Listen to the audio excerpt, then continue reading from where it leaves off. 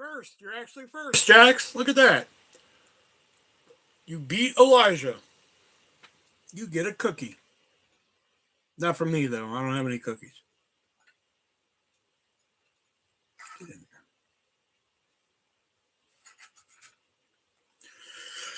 And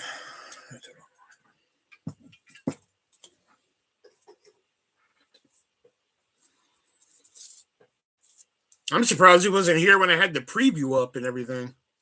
Usually he comes.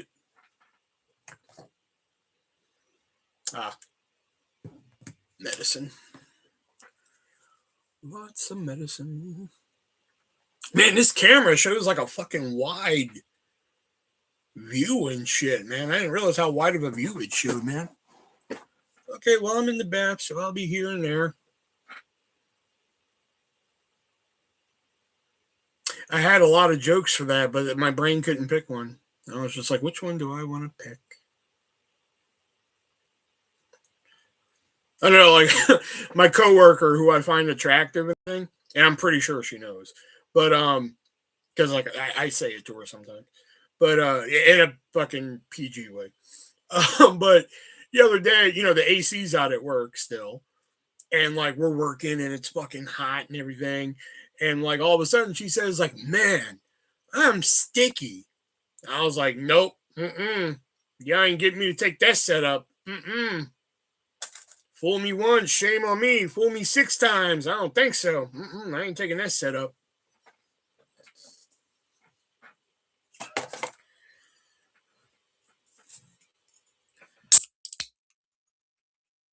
Like I saw her coming out of the bathroom yesterday, and like she was like looking in the mirror and shit. And I was like, stop looking in the mirror. We all know you look good. And she was like, I don't. I look like trash. I was like, shut up, Rachel. Get to work.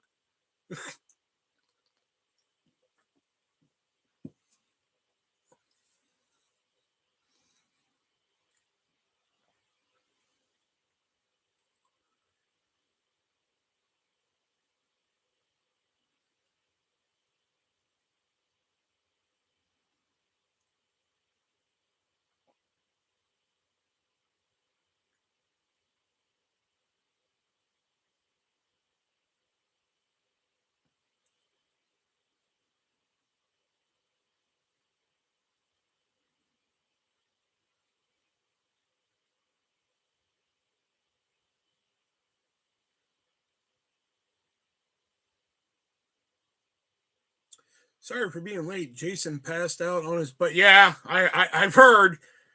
Man, that's the big news today, man. Jason sent it to me while I was working. Okay, so I looked at it and like y'all don't understand. Like my reception at work is awful. Like the only thing I can get at work is like messages.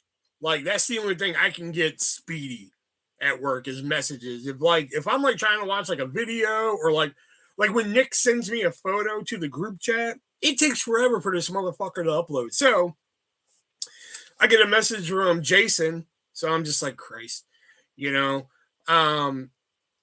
you know how I feel about that lately. So I was like, whatever. So I had a customer, I take care of the customer. And then I look at it again. That's when I see the fucking elbow and everything. I was like, well, damn, that sucks. Like, sucks to be him. So I get home and I get in the bed and everything. No, I'm on the way home, right? And I'm listening to something on the radio. And no gaming. What the fucking, what about, you don't like the new camera? I figure because it's a cleaner camera. Because, like, look how much cleaner that looks.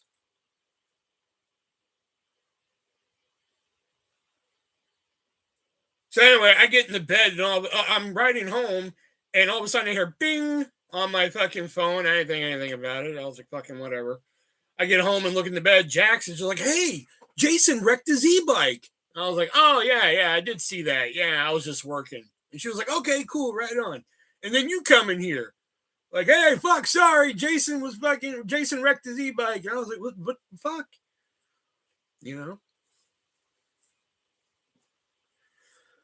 But you don't see how much cleaner this looks rather than the other camera? I wish I could switch back. and forth between the cameras, so y'all can see the difference. Because like I definitely see the difference. I will admit the wide angle that this motherfucker has is pretty big, but he says he needs surgery. Fuck. They probably need to put the elbow back in place or some shit. You know? And I fucking forgot to download the fucking game tonight. And two, I wanted to test out the new camera, so I figured I would just do a regular live here, you know, see what's good. Not digging the new camera. Oh, fuck. We'll see. Well, we're testing it out. How much did it cost me? I only bought it because it was Philips brand, because I bought this one before. This one right here, you can't really see it, but it makes me look like I'm in a fishbowl, and I don't really like it, you know, so I never used it. How much did I pay for this one?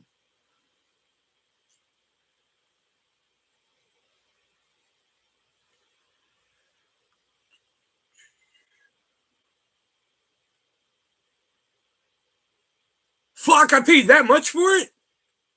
No, that is not how much I paid for that. Oh, fuck, it is.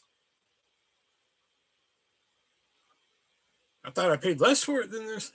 Shit.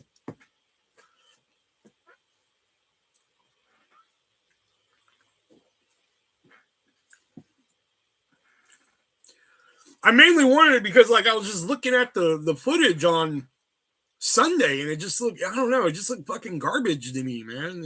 Just here, everything looks all nice and clean and everything, and just, yeah, it has a wider angle than I would fucking like, but if there's a way to adjust that, I don't know how. It has a microphone too, but I didn't turn that one on. I left this on.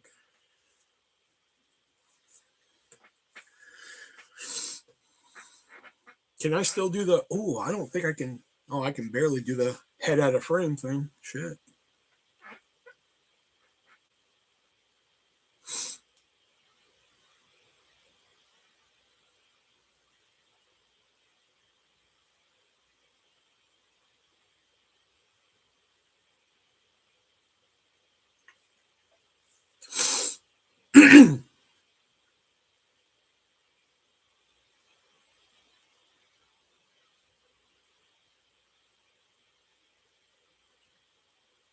That's what I was like, man. I had to clean off my little fucking incense plate I had here because it showed how many incense I burned and everything. And like, to me, I was just like, man, that's a lot of incense I burned. But I was like, somebody else, they're going to be like, what the fuck? Don't you ever fucking pick those out? You know, so I went ahead and emptied that before going live. I fly out 6 Saturday morning. Man, fuck. They still have a 6 a.m.? Fuck. I didn't know that fucker was still coming around. Shit.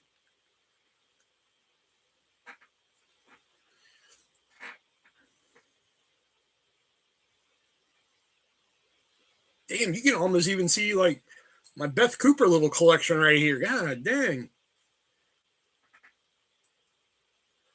Oh, she don't need the audition. She's out there making porn already. Like, fuck.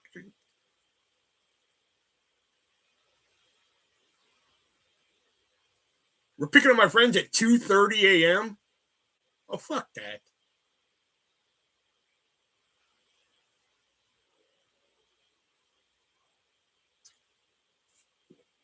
Yeah, oh yeah, don't shake your head at me like, why are you flying out to California just randomly so much? Mm-hmm.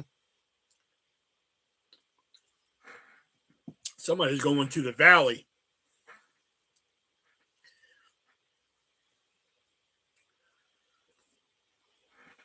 And you see Jax just standing in an empty room, like, I can't do this. And then they write the check. And she's like, okay. Yeah. Well, I got to be there at that time to help her so we can leave by a certain time and get there early. You helping somebody get there early? Yeah, can I come watch? Because I would love to see that.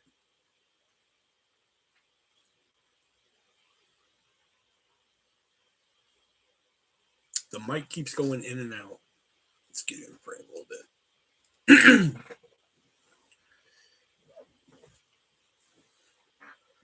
I'm like I'm a timely person now. Thank you very much. Okay. When was the last time you were late for something?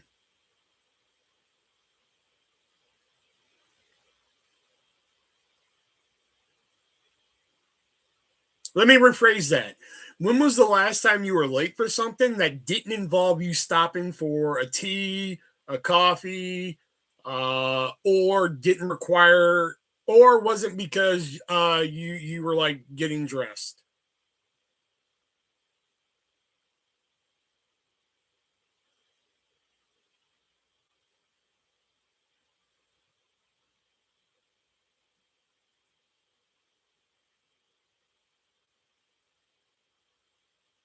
I have a number in my head that makes it acceptable.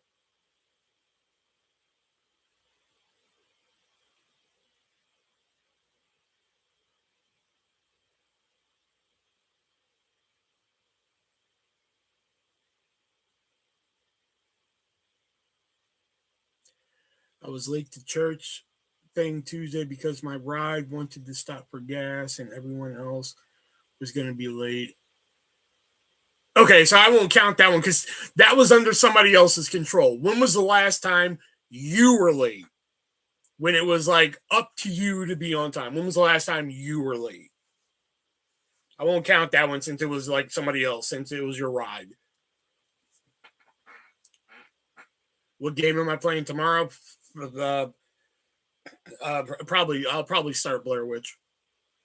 I don't remember because I try to be early now. Okay, all right. I was gonna say 3 months. I was like, if you say like, oh, 6 months ago, I've been like, okay, all right, you win. If it was any time within the last 3 months, I'll let you still lose. No, but all right, if you don't remember, I'll give you that one.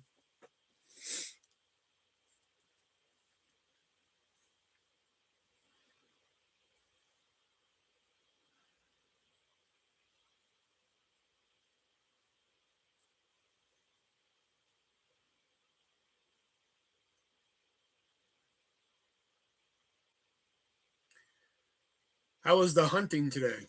Who went hunting?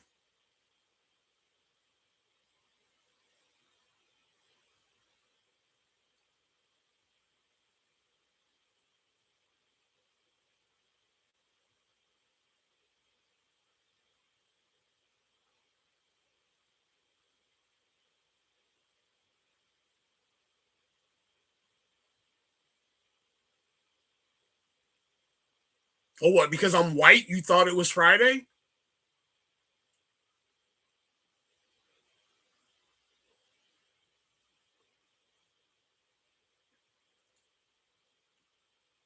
I gotta find more of those little, like little tidbits from my fucking live and post them because that Tom Arnold one did pretty well. Got like almost 700 views. I was like, all right. I didn't think people would respond that way to fucking Tom Arnold. I was really hoping the rant about the short film I watched would be the one that would take off because like even Jax watched that one and I was gone. Dude, HD will I need to get used to. I don't know. We'll test it out. Like I said, I'm testing it. Shit, I might not even like it. Like I said, I don't really like the. I don't like to talk and see everything that I'm doing. I don't like to talk and see my shit over here. You gotta see my shit here with the other camera. I'm kind of like here, so like when I'm doing something over here, y'all can be like, "What's he doing?" Now y'all can see everything. Y'all can see my gummies and shit over here. Man, that's a wide fucking angle, man. I didn't realize how wide this angle was. Like y'all can never see my soda can here. You know, usually if they got pushed forward, you could, but it's way back here and you can see it. You know,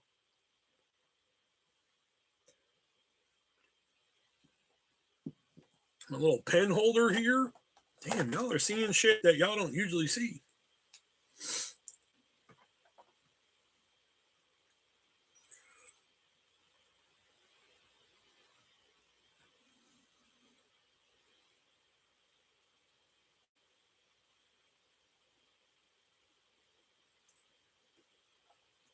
Oh, so Elijah, I'm curious because you're the only one here that was there. Because I have a different take on it. What'd you think of media night on Sunday?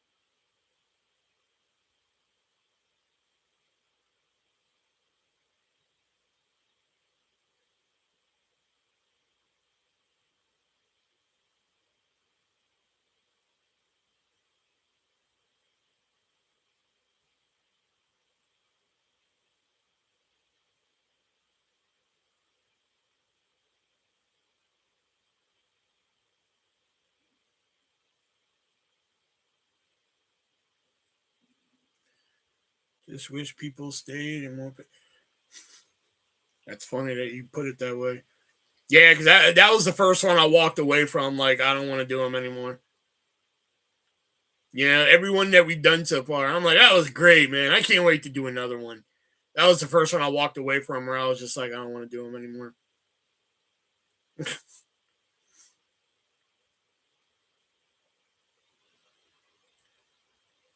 You know,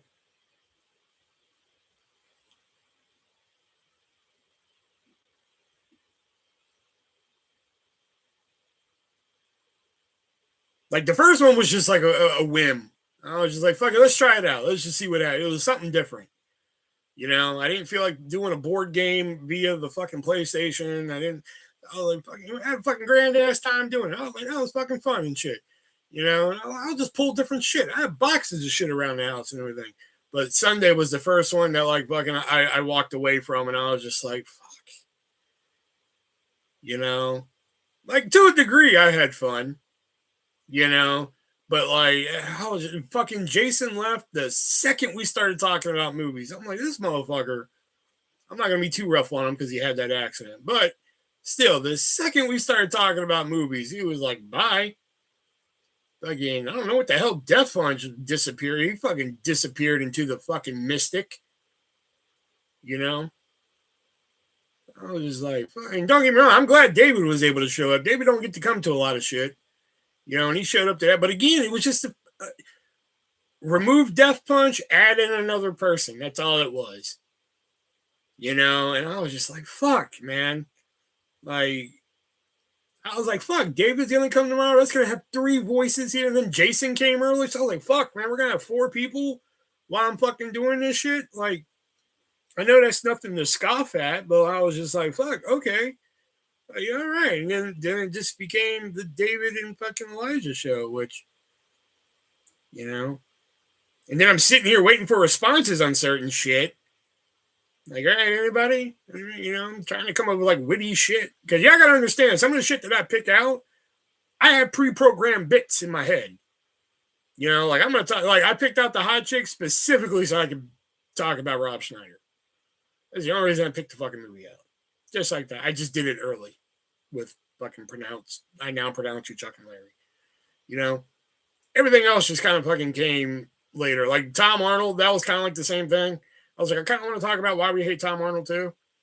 You know, as in like the whole like fucking, ooh, he's the secret spice in their spice cabinet. That was not planned. That just kind of happened. You know, I let the fucking gummies do the driving. Sometimes I let the gummies do the driving and I sit in the back seat. You know, they're like, "You okay? If we go this way?" I'm like, "Go for it." I'm back here. Every now and then I got to get up and take the wheel, but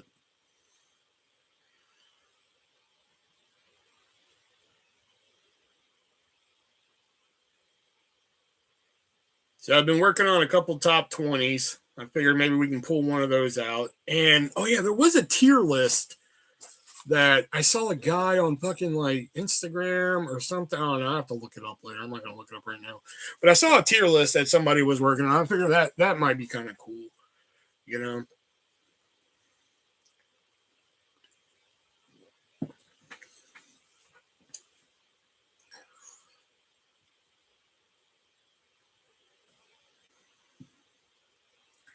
I wish David still had fucking Facebook, man. Then I could message him when I'm like, hey, we're doing fucking top 20 movies and shit.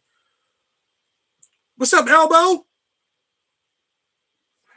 Mm.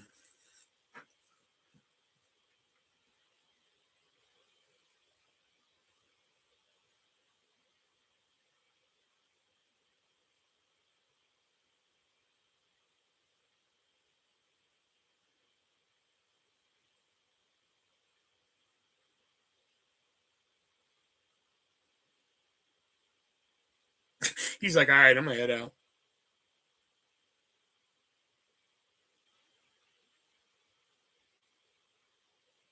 It's broken 3 places. Fuck, is there 3 places on your elbow? I guess there is.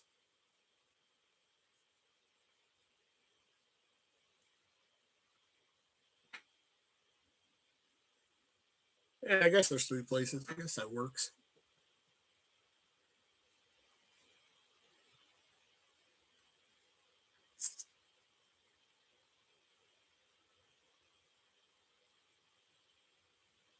Oh, and I floated the idea earlier to Claude about recipes no one asked for. So I'm kind of working on that since I don't know how I feel about Maximus at the moment. So I'm just gonna put that on the back burner, let that simmer for a minute, see what I want to do with that.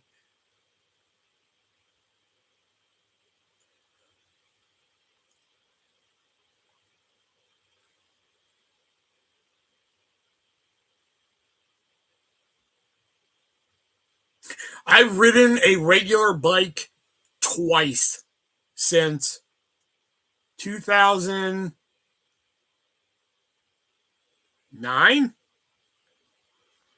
because of my collarbone.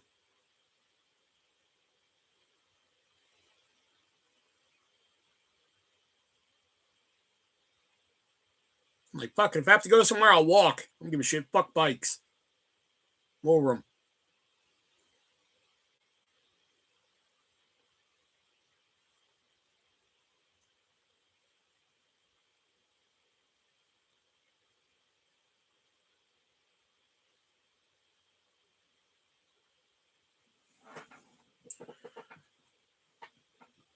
I'm glad you didn't pass out, ass up, in the road, and somebody came and got you.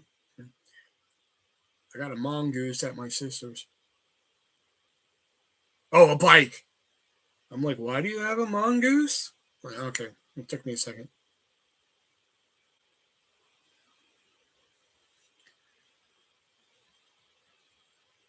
I'm like, why do you have a creature who can kill a cobra?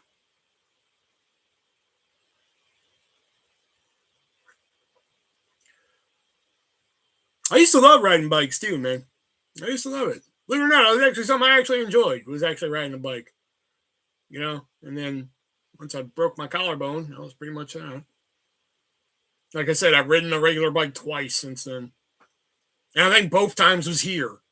I think I went to the store one day was to get alcohol, which tell you what time that was, and the other time I don't even know what the other time was.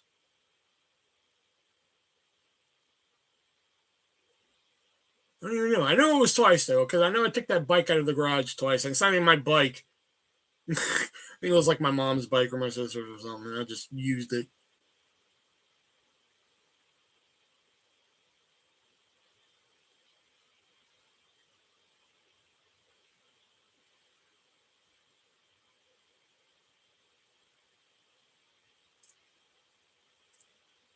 You may have broke your elbow, but if you ever break your collarbone, man, that's a clavicle of fun.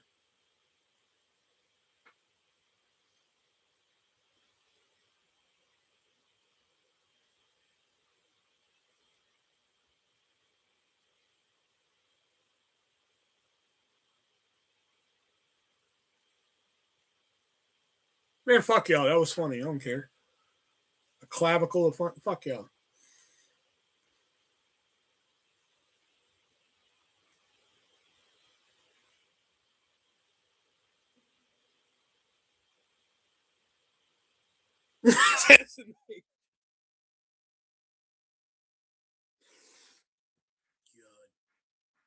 Did you get? No, I didn't get a plate. I didn't do nothing for it. I didn't have insurance at the time. I basically had to sit on a couch for a month like this, and like just breathing fucking hurt. Like when I had a sneeze, that's what I dreaded, man. Because like when you sneeze, the pain that shoots through it was just be like,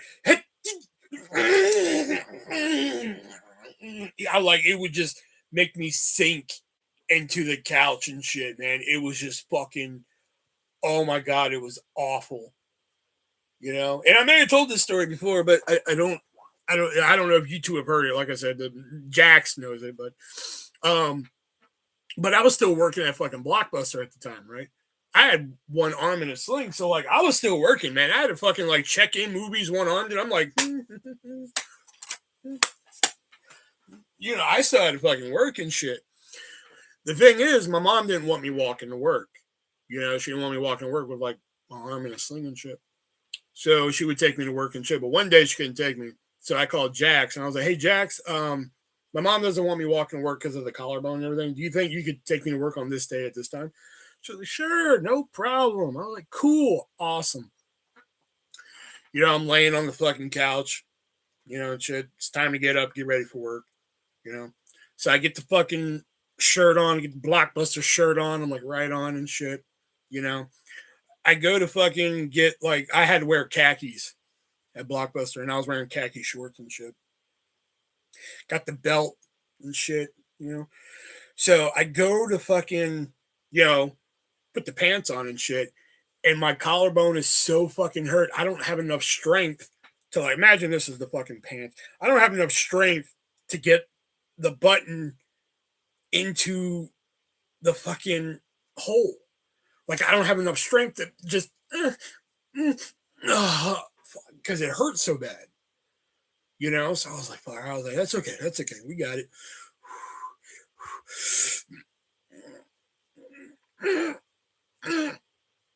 No, motherfucker, I couldn't get it. I just cannot get it. No matter how many times I fucking tried, I cannot get this. So I was just like, and no one's home. So I was just like, please don't make me do this. Like please don't. So I take another shot at it. I'm just like, giving it the old college effort. Like, I couldn't do it. So I was like, fuck, I'm gonna have to. I'm gonna have to do it. That or I'm not going to work. So hey Jack. Hey Jax. And she's like, hey, and I was like, so I've got a bit of an issue here. And she's like, what's that? And I was like, well, with the collarbone and everything, I can't really seem to get, my pants buttoned and everything. So I was curious if like when you got here, if you could like button my pants for me. And she was like, yes, Will, I can do that. I was like, okay. It was one of the most awkward fucking things. I've had a lot of awkward conversations with Jax, but this is probably one of the most awkward ones I've ever had to have, So she gets there, right? And I already have it ready. Like, like fucking, I don't want to fucking, so, so I'm like, here you go, so, so she comes in and like, I have it all ready. Like, it's like right there for her. Right. So she comes in, and then what happens? She's having trouble getting the button on. I was like, oh no, please, no. And then like finally she's like, okay, got it. And I was like, oh, thank you so much. And I was finally able to get the belt on and everything. But it was probably one of the most awkward fucking scenarios I had that was going on here.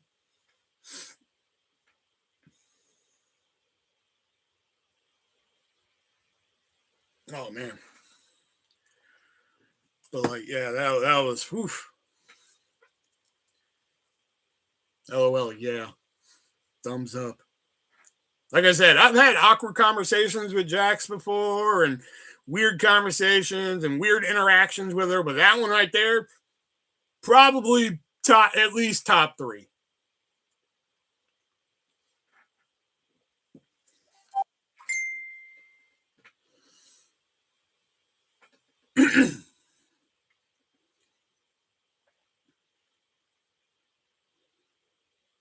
So we have one vote for like the new camera, and we have one vote for what the fuck is this?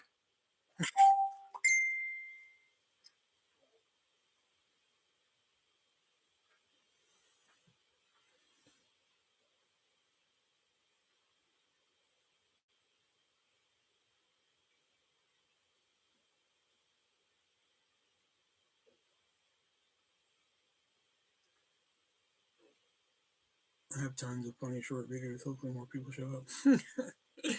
Oh, you wistful little scamp. Or wishful little scamp. Elijah's always hoping more people would show up. Can you imagine how that feels on my end? He's always like, man, I hope more people show up. Yeah, can you imagine how I feel? Oh, yeah, Jason. Yeah, I got fucking, yeah, I know you just wrecked your elbow and everything, but I got a bone to pick with you. Come here. Come here, you little fucking.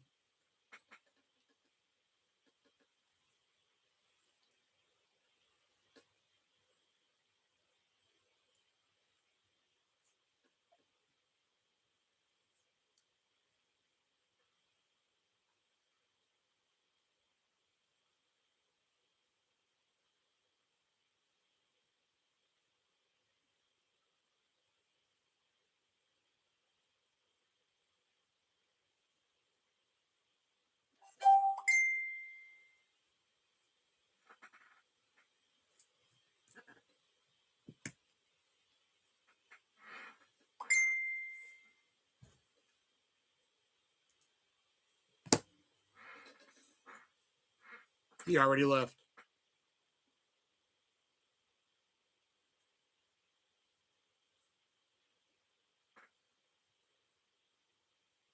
He's like, what? We're done talking about my elbow already. I'm out of here.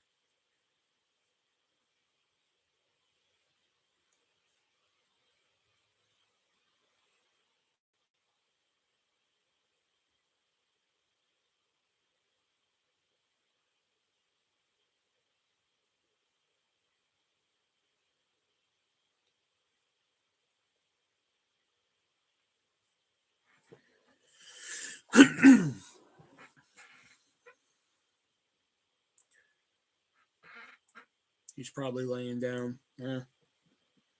I was gonna get on about the whole fucking video game, and then fucking like once we start movies, he's like, all right, I'm out. He pulled the SpongeBob on us. Because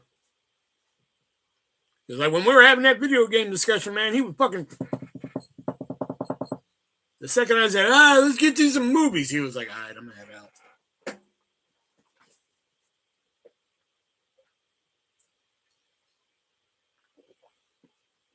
I think I might take that down. I think I might take that Tessa Blanchard down and replace it with my favorite one.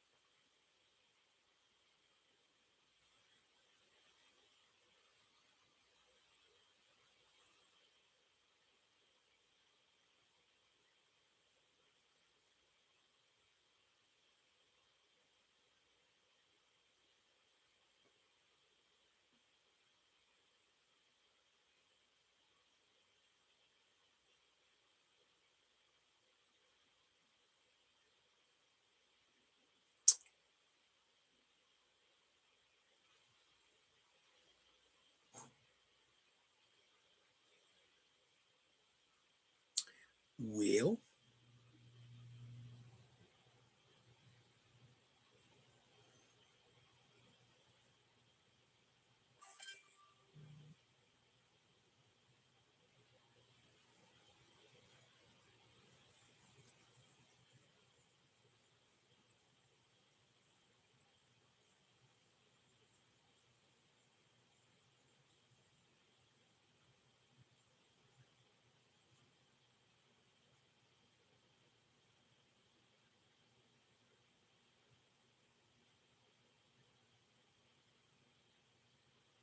Sorry, I was looking for a video.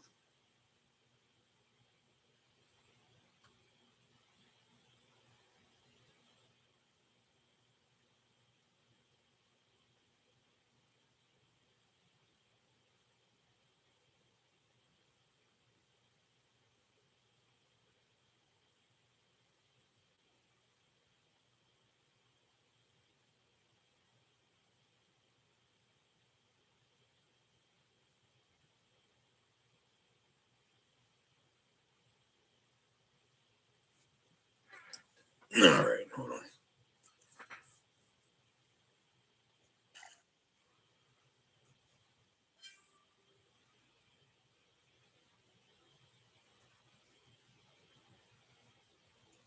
Banned German Ninja Turtle special. Okay.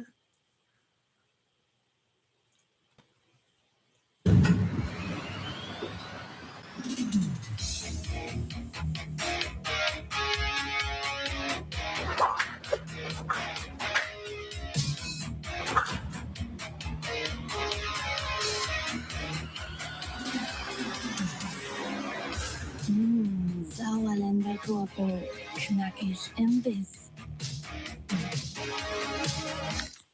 Well, you can't argue with good advertising. That's just good marketing right there.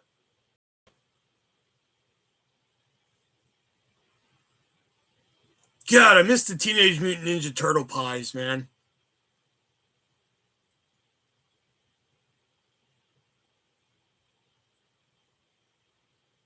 Anybody remember those? Am I alone in that? Am I?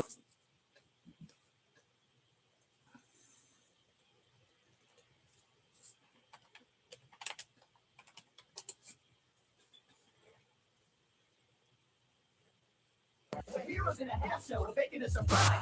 Mutant Ninja Turtle pies, fresh from the sewers to you. Their mind go delicious, you know that's true, because they're filled with mutagen goo. That's vanilla pudding, dude. They've got the tastiest, flakiest, greatest crust, even better than on pizza. And it's green like us. Teenage Mutant Ninja Turtle pies, fresh from the sewers to you. Radically sweet. It can't be beat. And a free turtle sticker inside. That's neat. New from Boston. Teenage Mutant Ninja Turtle pies, fresh from the sewers to you.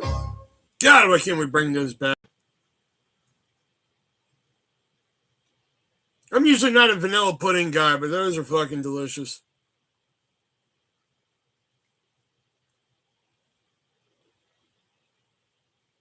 Oh, yeah, that's right, because you were living under your stairs. I forgot. What did you send me the other day? The reason why I made that fucking picture? I don't even remember now.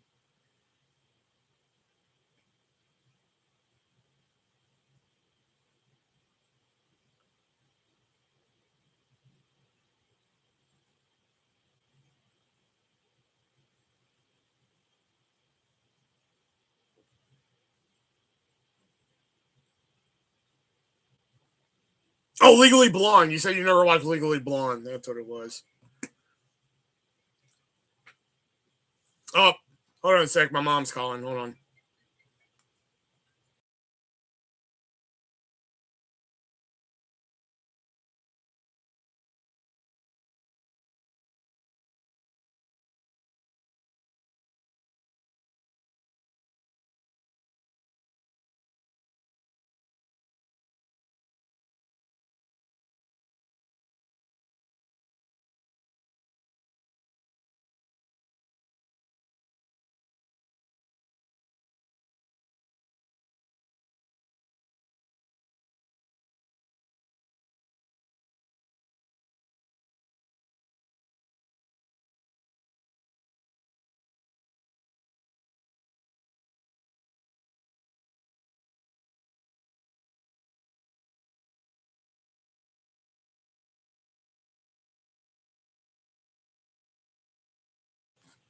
All right, sorry.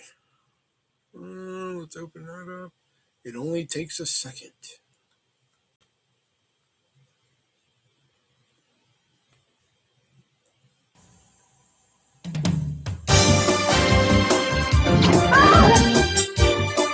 Oh, I've seen this.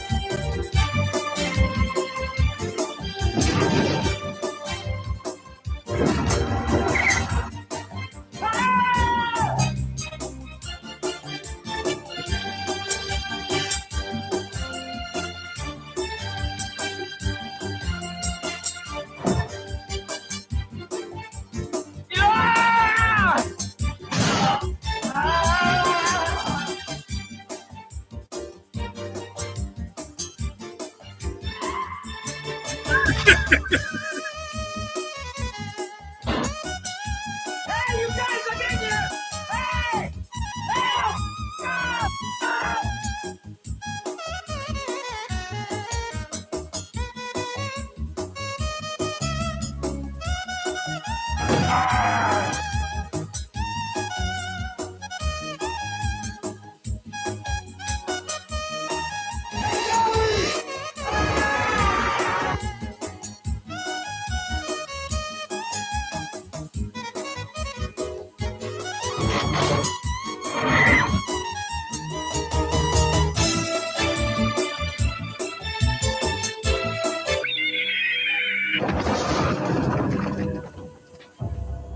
You know, I hated it when that happened. You know, trying to get that slice of pizza, then my fucking car bursts into flames as I hit another one. Fucking hate when that happens.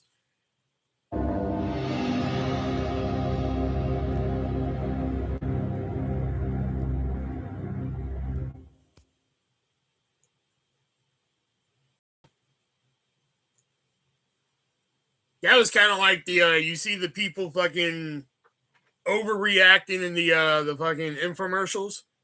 Like, do you hate when this happens to you? Ah, you know, like fucking.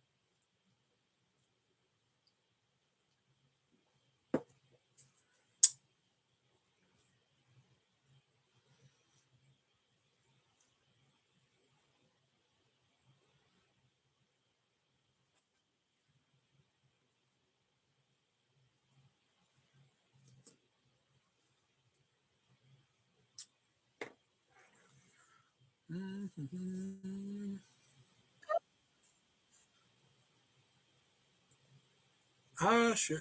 Let me rewind it. It's only 20 seconds. All right, there we go. I may have one that you guys never since all this like weird shit. Hold on, I got one here. Have you tried the lasagna? It's my favorite. Give me that. Have you tried the lasagna? It's my favorite.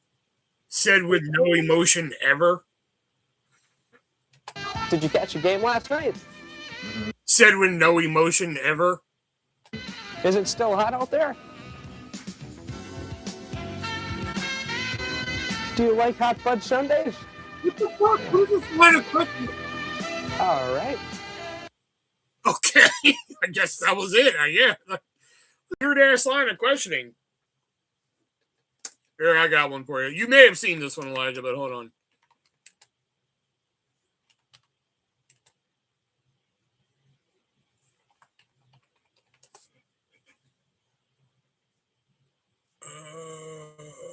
Here it is.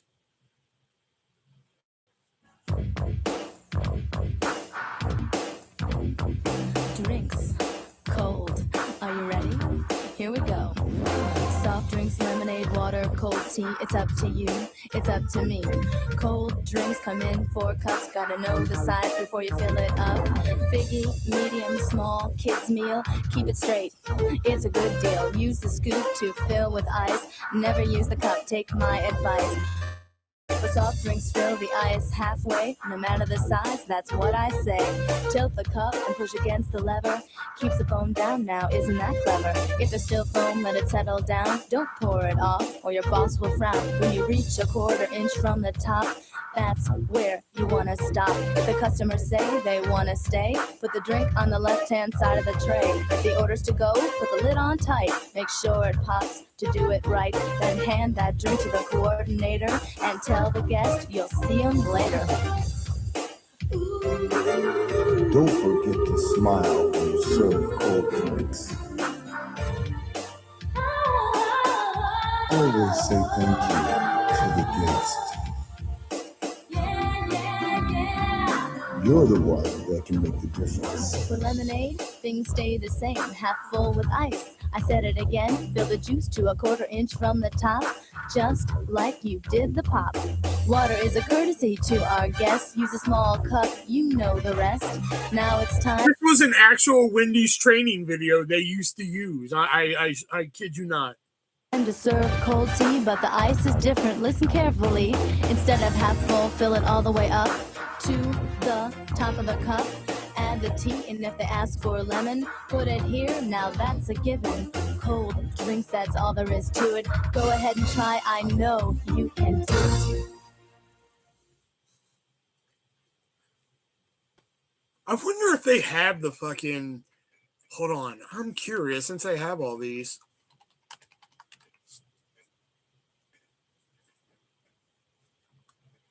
Oh, that was from the 90s. I want to see if they got the ones that I had to watch.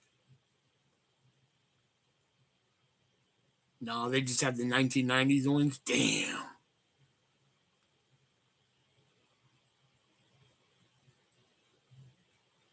Yeah, it is that 1990. I wanted y'all to see the ones I had to fucking watch.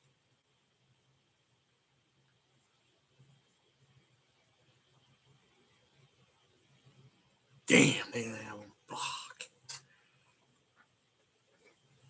I was hoping they'd have the ones I watch and shit.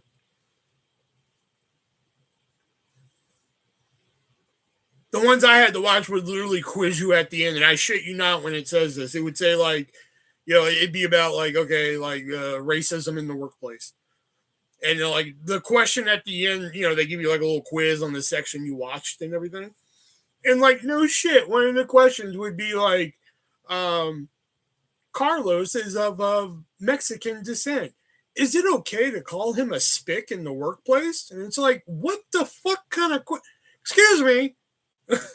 Like, is there anybody getting this wrong? Like... What the... I kid you not. That was that is a quote from my fucking manager training, or shift lead training, I should say, at Blockbuster. It was just like, Carlos is of Mexican descent.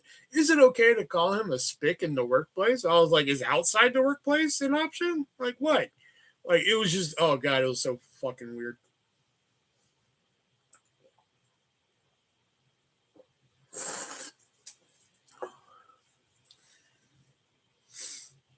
All right.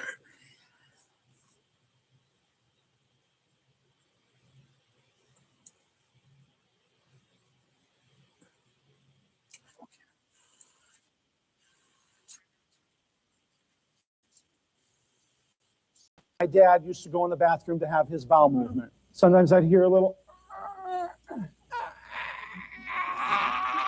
and I'd go in for my bowel movement. And I would go in, and it was like a green cloud, you know, a toxic waste dump in there. I remember sometimes it wouldn't come out. And when it did, it was kind of like, once I pooped in my pants in school, and I just left it in all day. And that to me was pooping. I had a young lady come to me. She said a bowel movement came out of him as long as from her fingertips to her elbow, as big around as her forearm. That's good distance right there. That's good. She said that once it was in the toilet, they couldn't flush it down. Her husband had to get a shovel out of the garage and chop it up. I love bowel stories. Want to hear about some worms? I don't want to look at your search history. I just want you to know that. I don't want to look at your fucking search history. You know? Elijah's just sitting here, since I got to search for Elijah's just sitting up at fucking 4:00 in the moment, like bowel movement. And then after he's like bowel movement, he's just like,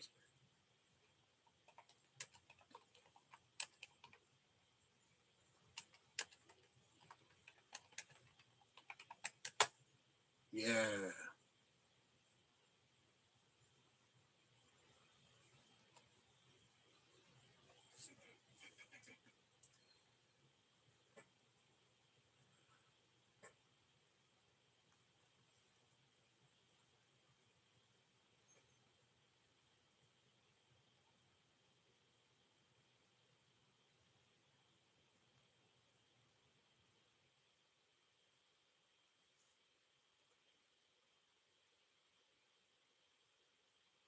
Or aerobics. Oh shit, yeah.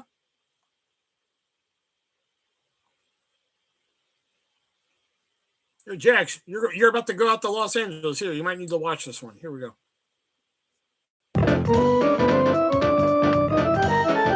We need to exercise our speech muscles in order to help them work their best.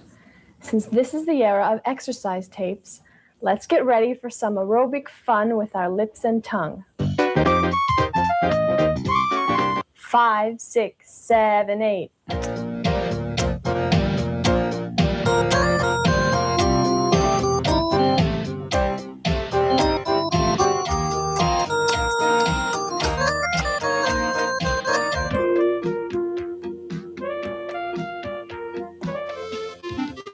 All right, this got weird quick.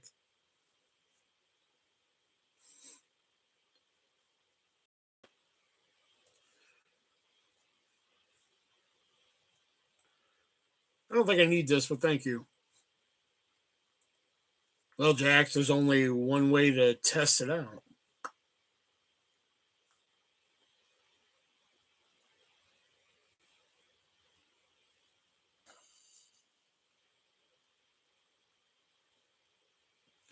I think I've seen this. I think. Hold on.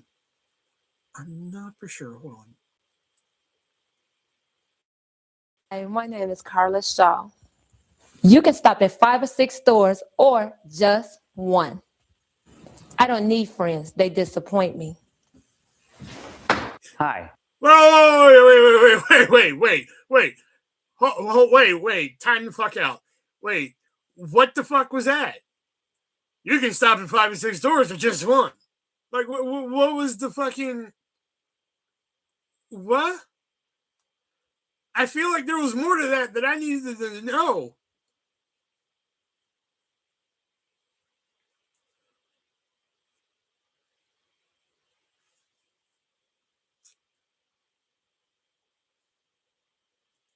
I'm Todd LaRue. You could stop at 5 or 6 stores, or just one. Maybe I should have kept walking. I feel like a deer in the headlights of love. Honey, you've got a big storm coming. You could stop at 5 or 6 stores, or just one. You could stop at 5 or 6 stores, or just one. Can I ask you kind of a weird question? No. You could stop at 5 or 6 stores, or just one.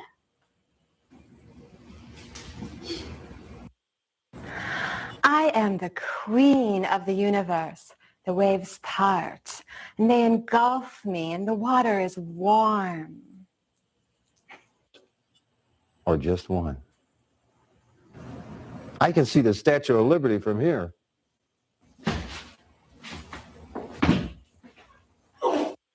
Why do I feel like that last guy is gonna be Jason when he's like fucking 70? Like, this is totally fucking Jason when he's like 7 years old. Or 70 years old. Or 7. Either one. Probably he works either way. Or just one.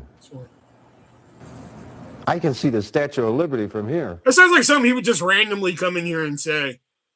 You know? We're just in here like, yeah, fucking at the store the other day. He's like, I can see the Statue of Liberty from here. And we're just like, the fuck? All right.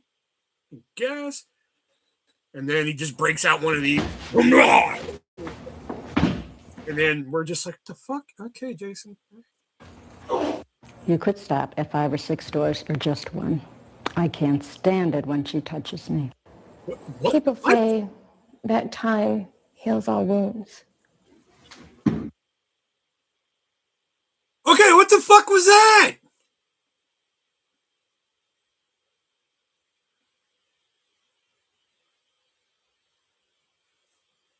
Is there any context? Hold on, I need context here. She never asked us the question. Yeah, okay, that's how I feel. This footage, oh, thank God. This footage comes from a series of uploaded to the Santos Studios YouTube channel starting around 2006. The studio, founded by Ted Santos, or Saratona, whatever, offered classes for both aspiring actors and regular people looking to improve their public speaking and confidence. The clips show actors, many of them novices, no shit, practicing a scripted line for a generic commercial to test their range and kinetic awarenesses deliver a bizarre follow-up phrase like, honey, you've got a big storm coming, or I don't need friends, they disappoint me, and then strike an emotive pose. Ah, okay. Now that answers so many fucking questions. Okay, good. Because like that was fucking me up. If it wouldn't have just ended randomly, then I'd be like, okay, but okay.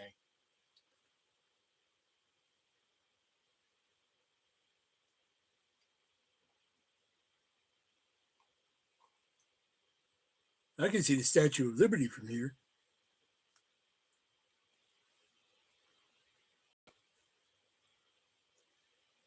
That was fucked up. Let's see if we can watch all of it. Okay. God, would you send us now? 4 minutes?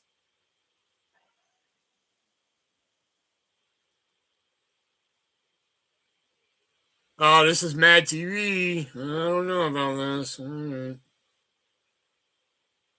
We'll see what happens.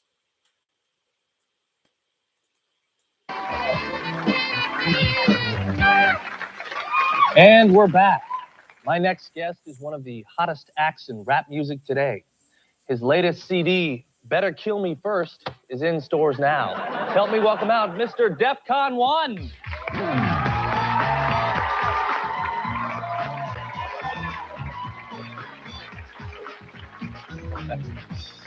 Well, welcome to the show, DEFCON. Yeah. As everyone here knows, I'm a huge rap fan, although I tend to do most of my rapping around the holidays. You wrapping up a present. Man, you a fool. But seriously, though, DEFCON, I understand my staff tells me that you are, in fact, the #1 selling rap star of all time. Yeah. My new joint sold like 10 million copies in like 15 minutes, you know. And supposedly that's some kind of a record, you know, I don't know. You know, because for me personally, it ain't all about the cheddar, you know? It's all about, you know, giving it up to Almighty God and to the peeps on the street, keeping it real. Yeah! Apparently the peeps return the sentiment. Yeah. So, DEFCON, you are a talented, wealthy young man. The ladies must be throwing themselves at you, huh? Well, you know. Come on, tell us. We've all heard the rumors of the groupies on the bus. Surely you've been tempted, huh? Nah, man, nah. That ain't my thing, man. Mm-mm. Oh, so you mean there's one special woman for you? No. I mean, I'm gay. Excuse me, you're gay? Word. Yo, man, when I'm sexing up the fellas. I knock boots, not pumps. You know what I'm saying? Actually, yeah, I do get the visual on that. But isn't that kind of unusual in your line of work? Shoot, man, not hardly. Yo, dog, think about it, G. You got all these young brothers writing poems, first of all, about how they ain't got nothing but love for their homies. You know, wearing all kinds of jewels and, you know, talking about big guns, making somebody they bitch. Shoot. I may be the only one saying it, but I ain't the only one playing it. Yeah. What about the other rappers, the straight rappers? What do they have to say? Yo, man, there's always gonna be somebody illin', somebody play hating, trying to fade you. You know what I'm saying? Yeah, I think I do. I mean, because if there's one thing I hate, it's to be faded. Right. Hey, man, I've been known to bust a cat behind somebody saying my Rolex is fake. So them perpetrators know. They step to me with some kind of gay bashing, they gonna get some gay blasting up in their ass. Not in a good way. Well, I hope nobody says anything to you here today, because then I'll become an accessory. Yeah, man, you straight bugging. And I am straight. Well, DEFCON, I'd like to thank you for coming out here, literally, on our show tonight. And I understand you're going to finish us off with a little bit of a song.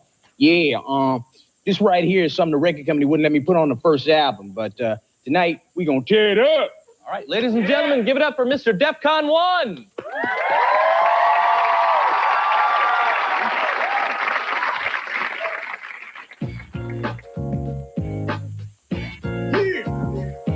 This a man's world and I'm a man's man. I'm into brotherly love, I think you understand. I'm a gangster with a capital gang, man. I love my 9mm and the Streisand. Come on.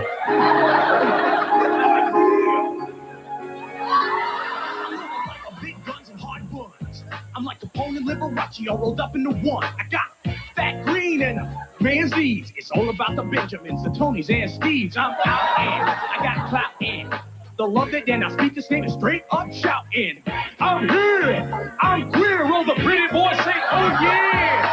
Ladies, oh, you might as well go. I don't want Barbie, I want G.I. Joe. That kung fu grip, really a trip. I ain't on the head tip, I want some Brad Pitt. Serve it raw. I eat them with my fingers. I'm a rough neck rapper, not no R&B singer. I'm not one who grooms to make the girlies swoon. Prefer stick to woo. I want to hear some show tunes. Get your ass out of the closet. To wait until. All right, Jack. See you later. Tomorrow, first to be afraid, then petrified. Most years claim Compton, I'm West Hollywood side. We ho, homo. It's a man's world, and I'm a man's man.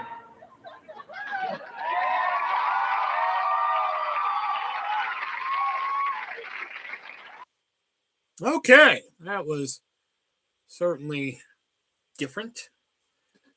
But all right, I got one. Hopefully Elijah hadn't seen it.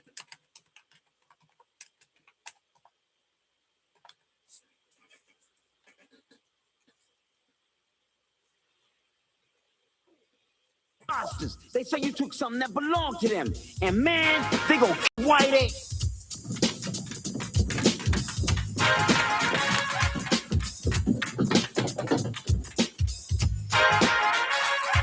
Imposter, I'm just a middle-class worker from Toronto. In spite of how I sound, single one platinum bigger than Marley and Jimmy and Yellowman, but I'm not even mulatto. My reggae's watered down. Hear me on the radio, think I could not be blacker, but on my video, you see I'm really a cracker, pretending I was a Rasta since I was in jammies. I should pay my face and start belting out Mary. You can criticize me all the way to the bank. My single's number one and Shabba don't rank. I'm wanna kick dice, be off the label, put this in the cops. They said it just ain't right. But when a Caucasian man records a Cupping song, they don't have a problem. Must be an oversight. All the Jamaicans think I gave them a bum scare, but everything I know I learned from an auctioneer. The bidding started 7 for this here go gang. 8 do I hear 8, 9, who'll give me 10?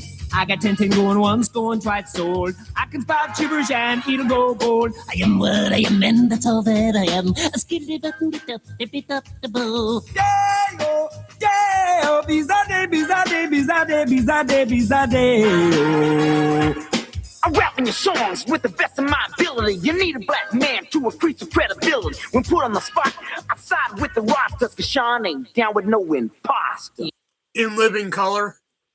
Imposter, like vanilla ice, the people are sick of me. They put my boom boom down in 4 months. My brother'll be back in Canada working a day job with a burger crown.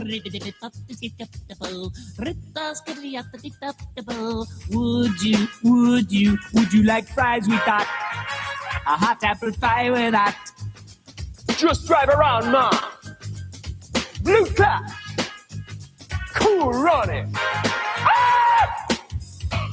Hey, man!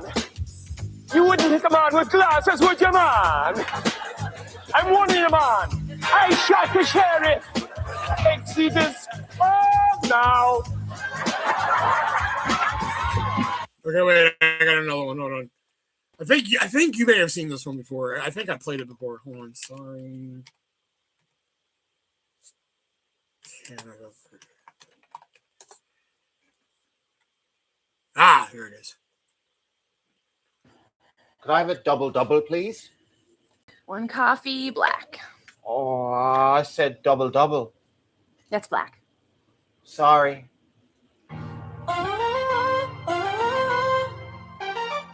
Even though you made the mistake, I apologize. Get my order wrong when I said double 100 times. I won't complain, there's no cream in my cup tonight. But when you're out of earshot, dirty glances. Is it dumb of me now to say sorry? 'Cause you bumped into me, but I still say sorry. You spilled coffee on me, but I say sorry. Yeah, I know you let me down, so why am I saying sorry now? I'll take every piece of the blame if you want me to. Unless you want the blame, then I'm sorry for taking it away from you.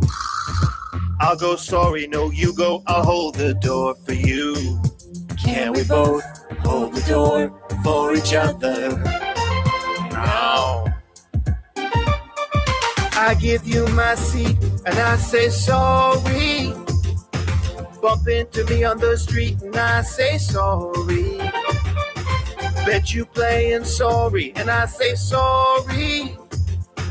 Even though you let me down, sorry for saying sorry now.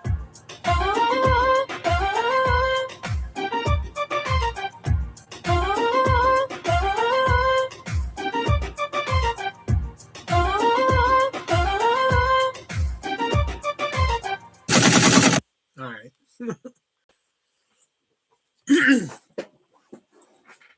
Really? This is the one I get the heads up on? Really? Not the Jim Carrey and shit, but this is the one I get. Okay. All right. Stop sharing.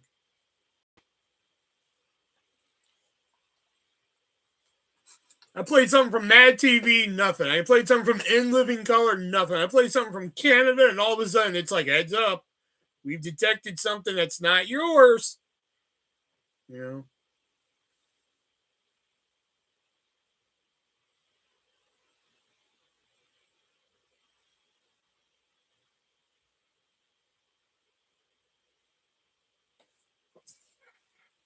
Yeah.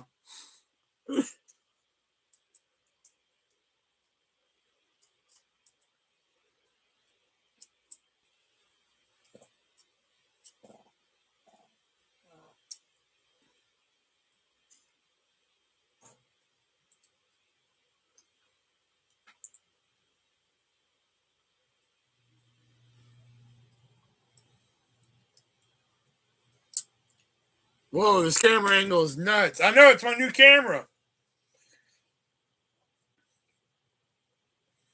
Oh, and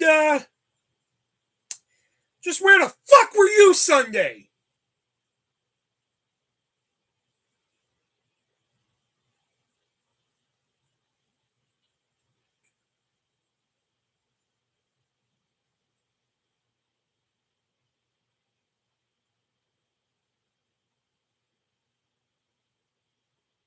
Oh, you were busy. Oh, okay. Come here, you little smart ass. All right? What were you doing?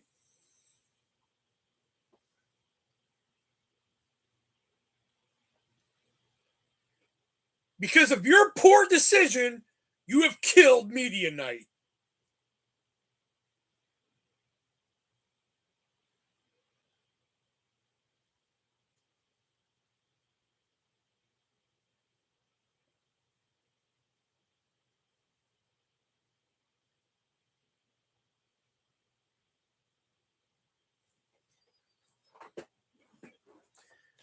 I was being busy, goddammit.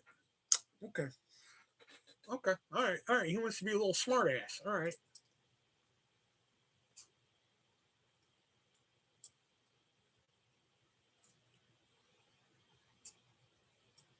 You look pale as fuck. Because I am pale as fuck. What, did the other camera make me look I was tan? Yeah, but look how clean this is. Look.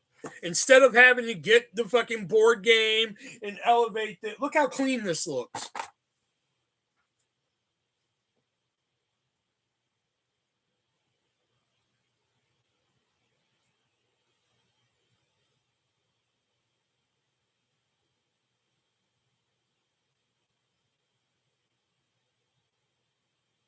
I don't have to adjust it for glare. I don't have to hold it up to the camera. I can just fucking put shit here. But it doesn't matter. Because no more Media Night. Media Night's dead.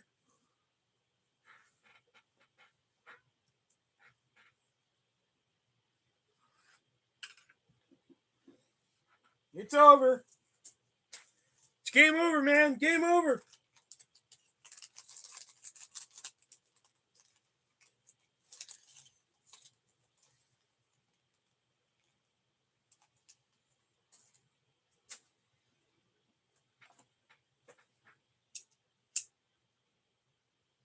Don't worry, you're not the only one who's in trouble.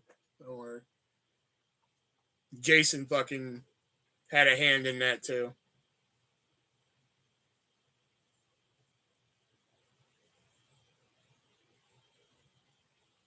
Or I should say, Jason dropped an elbow on that as well, I should say. Too soon?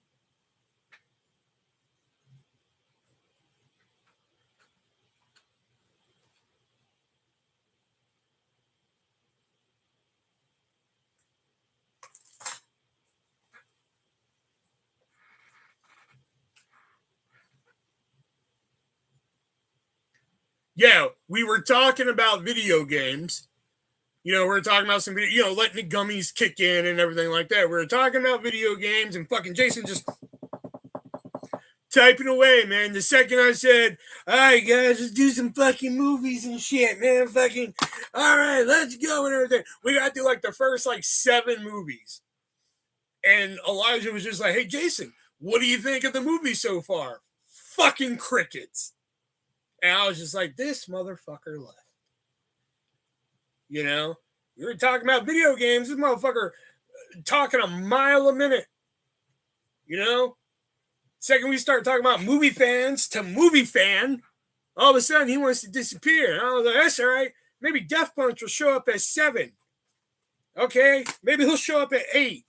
And I was like, oh, maybe he'll just fuck me then.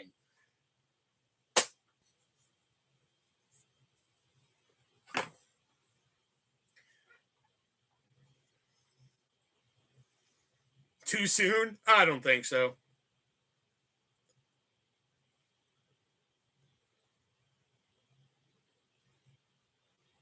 How did he pass out? Like, did he have low blood sugar or fucking? I'd ask him, but you know, he only stayed like 9 minutes.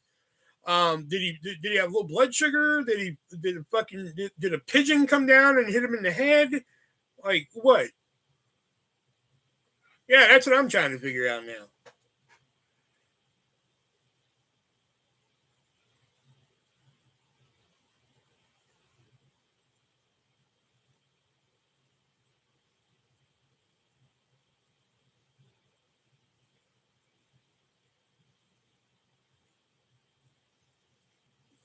I mean, like maybe it was a Fabio type of situation, man. Like maybe fucking just a pigeon came down, hit him in the face, and Jason, you know, and fucking just.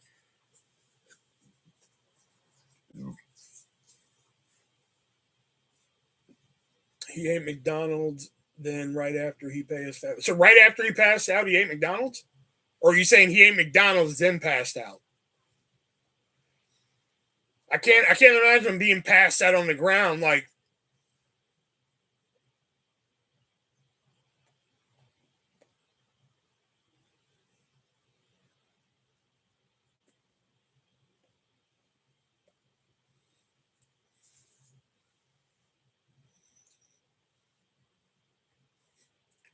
Then passed out. Okay.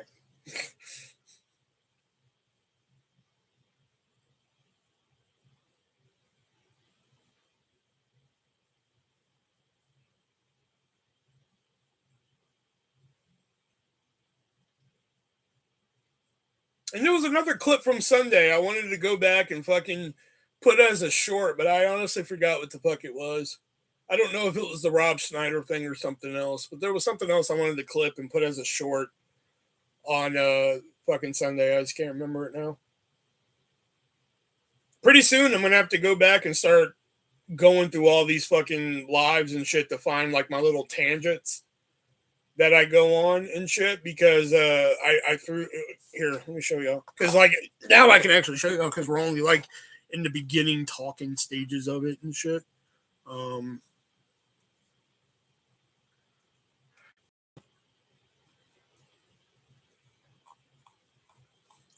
So here are the 2 books that I wrote, so we get the context here. All right, Claude, here are the 2 books we wrote together. You and I wrote together for context. So I have this wild idea. What you don't see is my actual first book, Stories No One Asked For, made it into a podcast, yada, yada, yada. So what I want to do here is make a book of recipes. I know, stay with me. Called Recipes No One Asked For. Here's what makes it different. This isn't a Martha Stewart a Rachel Ray cookbook. This isn't a my grandma passed this down type of cookbook. This is for people who probably don't want to do a lot at the end of the night. Canned ingredients, microwavable, but keen on flavor. And here's the kicker. You see, Claude, although you may not remember, but working on these books, I work with you high sometimes. And before doing so, I'm usually live on YouTube having a ball. I don't know why I lied to him like that. And and doing those streams, I tend to go on these tangents. And I mean, I could be talking about hot dogs and how great hot dogs are. And then somebody will say something like Tom Arnold. And that will lead me into a 5-minute rant about why we hate Tom Arnold. I think he enhances stuff. People don't get it, etc., etc. In just about every cookbook, there's the recipe, how to make it, maybe a story, and boom, we're done. Why not shake it up? I'm going to show you how to make some monstrosity, and I'm pretty sure I spelled monstrosity wrong, that probably only I would eat, give you some bullshit measurements, a haberdashery amount of, and while telling you how to make it, just break off into some tangent that has nothing to do with anything, and then go right back into how to make it like nothing happened. Claude says, okay, I'm genuinely obsessed with this idea, which, I kind of just want to pitch like a horrible fucking idea to him just to see if he'd be like, right on, that works. Because like every idea I pitch to him, he's like, that's awesome. Now I'm starting to get a little worried, because now Claude's always just like, that's an awesome idea. And I'm like, I'm starting to think you say that to everything, Anyway, recipes no one asked for is perfect. It's a logical extension of everything you built, the podcast, the YouTube energy, the way you actually talk, which, read my first book. Just applied to food, and the format is completely untapped. Nobody's ever done a cookbook that reads like a live stream. Didn't really say that, but okay. With a recipe somewhere worked inside. So let me make sure I have the full vision locked in. The food itself is real and actually good, just made with canned goods, frozen stuff, microwave shortcuts. End of night food, people don't want to be Rachel Ray, but still want something that slaps. Okay, I don't know. I didn't realize he said slaps until just now. Flavor is non-negotiable, even if effort is minimal. True. The measurements are deliberately unhinged. A haberdashery amount of garlic, enough cheese to make your doctor uncomfortable, which I think is pretty. I didn't come up with that, but that's pretty good. And then the tangents mid-recipe. You're explaining how to drain a can of tomatoes, and suddenly you're 3 paragraphs deep into why Tom Arnold deserves more respect, and then boom. Anyway, stir that. No explanation, no apology, just back into the food like nothing happened. I was like, that's fucking it. And then he asked if I had food, I had ideas for the tangents and everything. I was like, yes, I have a list of dishes in mind because I misspelled it. As for the tangents, I may have to go back through old streams to find some, but I could certainly come up with some. Like, remember when Rachel Ray was sexy? That was a fun month. I mean, she had her own little pictorial in FHM, cooking up some turkey. Had me cooking up something down here. But then she got her own talk show for 17 seasons, and poof, now she's not as sexy as she once was. She's apparently more vodka than she is blood, which really shouldn't surprise anyone who used to watch $40 a day, seeing her drink her way through a day while eating. And, you get my point. So...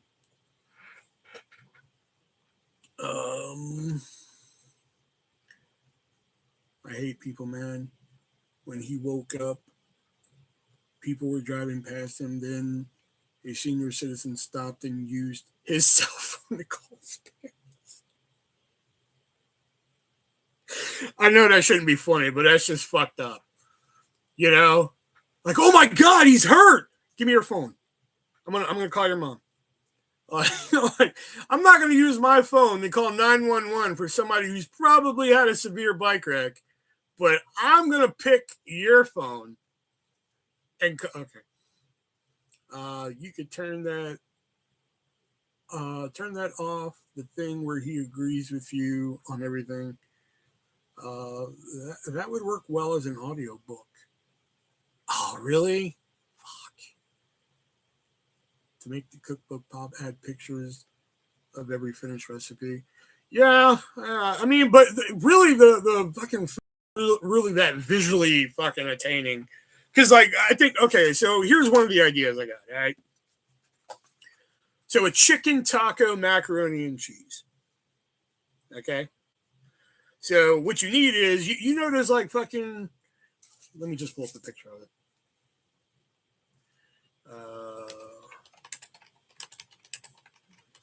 What's that?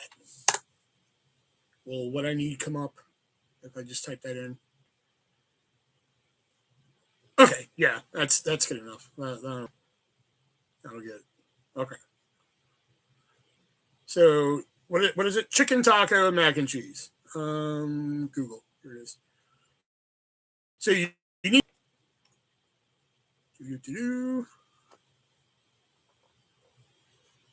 one of these type of things. Not that. This one right here.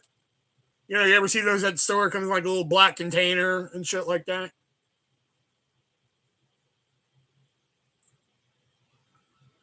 Are we familiar with this?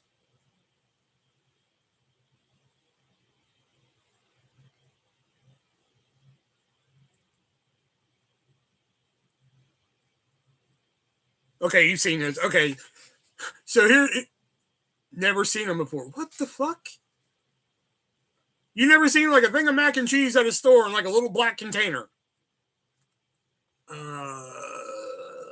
Is there another picture of it? Is there like a profile view of this? I can.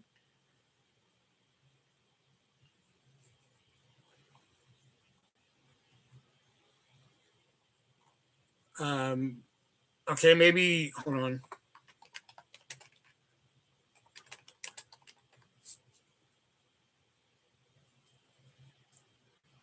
You never saw like a Bob Evans mac and cheese?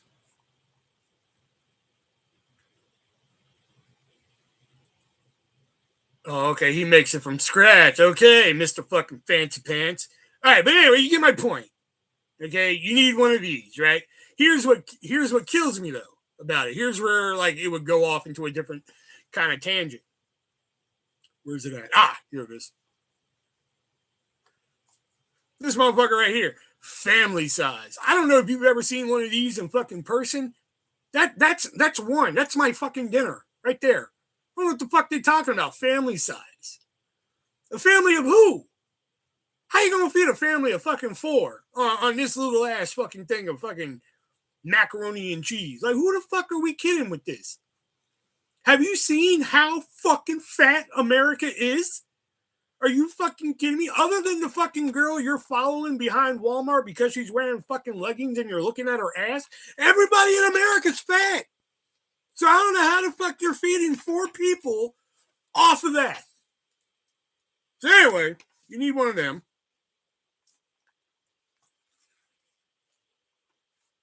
How many pounds? Well, it's like 1 pound.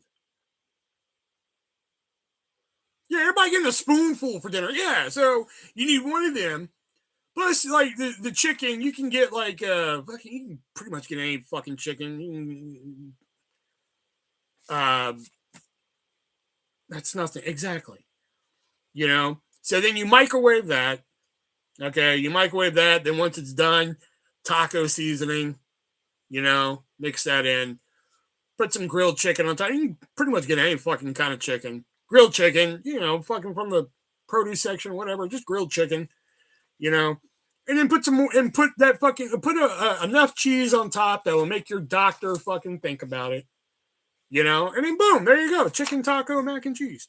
See, and those would be the kind of tangents that I would put in there, you know. Not a fully flushed out tangent, but you kind of get my point. Like, who the fuck is this feeding? Like, one fucking person, a family size. What fucking family? You know? Maybe if we drop off 2 of those in Ethiopia, we could probably feed some families, but like, fucking no, not here. You know? And then some of them would have absolutely nothing to do with the fucking food. You know, like maybe drop that fucking Tom Arlen one in there somewhere, or the Rob Schneider one. Just drop that in there somewhere. You know?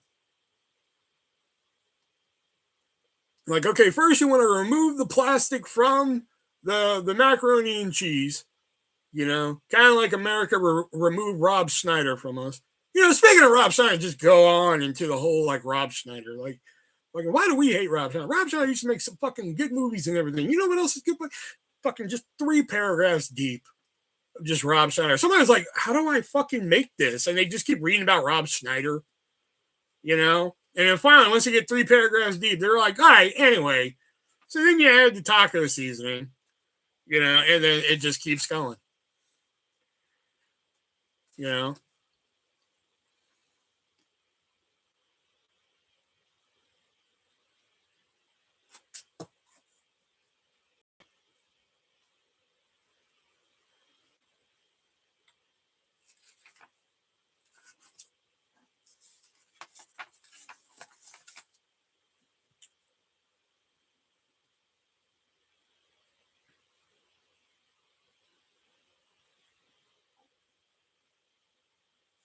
Hey, Diana.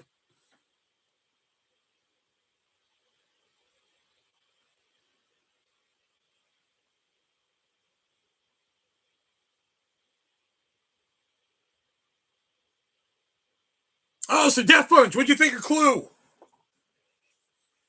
Time's up, bitch.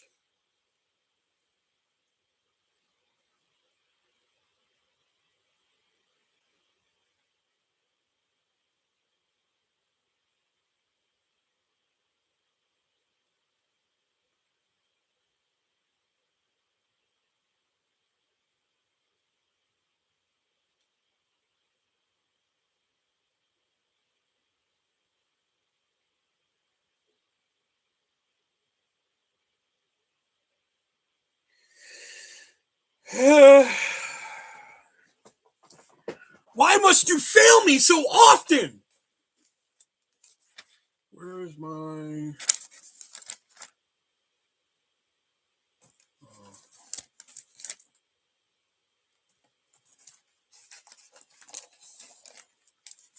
SummerSlam is the next pay-per-view. Yeah, that's not the notebook I was looking for. It's sad that, you know, these are all my notebooks for shit. Ah, there it is.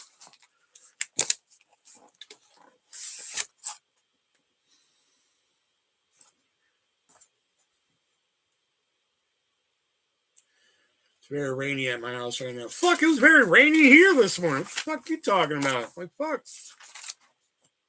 I don't know if you realize this or not, Darren. You're like 3 states over from me, or 2, I think.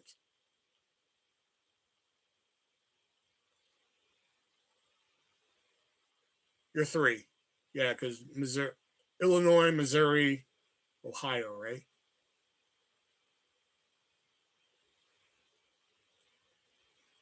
Yeah.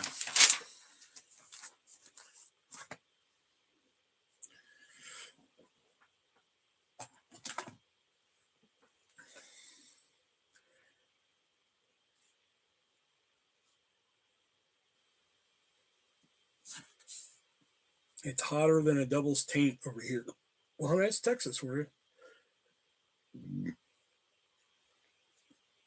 I'm thinking about doing a top 30 favorite movie since I'm always talking about like the top 30 of those. I'm thinking about doing one of them. But the last time I did the fucking movies, we couldn't even finish it because we had nobody. But I don't know. I have been making progress on the top 20 favorite songs. I have been making progress on that.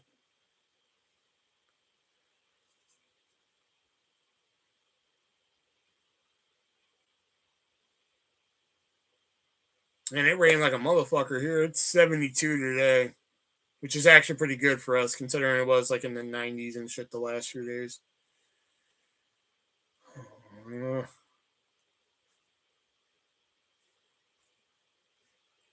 I hate when this thing doesn't go away.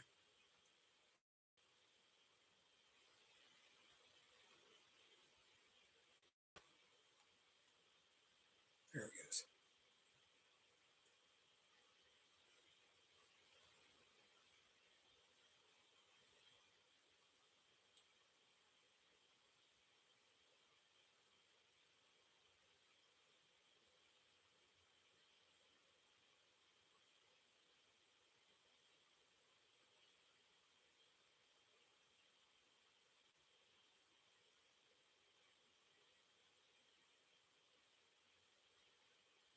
I will know the Disturbed Friends game. I got it too.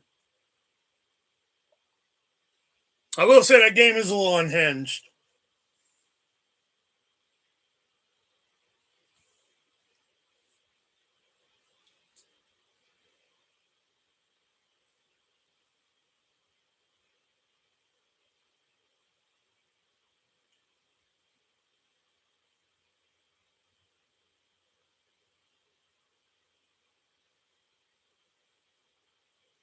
Wasn't even really a game, really. I was just reading the questions just for shiggles, really.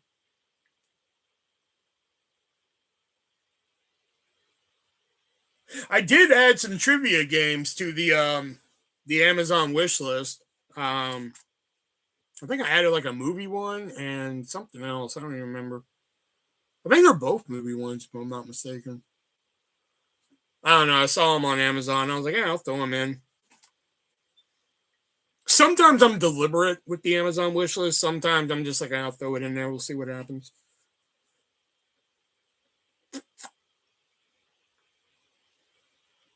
I also kind of want to redo the top 20 hottest women. I kind of want to redo that too. See if that's changed any.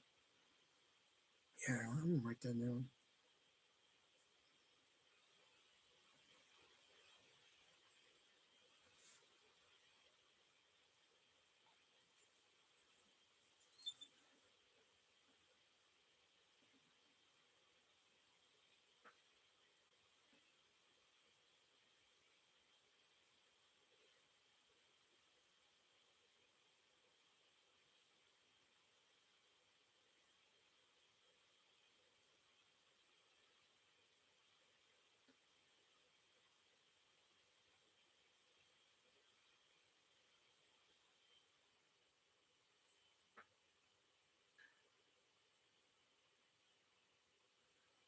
Like the one game that we can't play on here. Oh yeah, Drawing with Dignity. Yeah, I know. I finally found like a straight up adult game we can play, and it's not all fucking cutesy and shit like Adult Pictionary was. And then like every time, you know,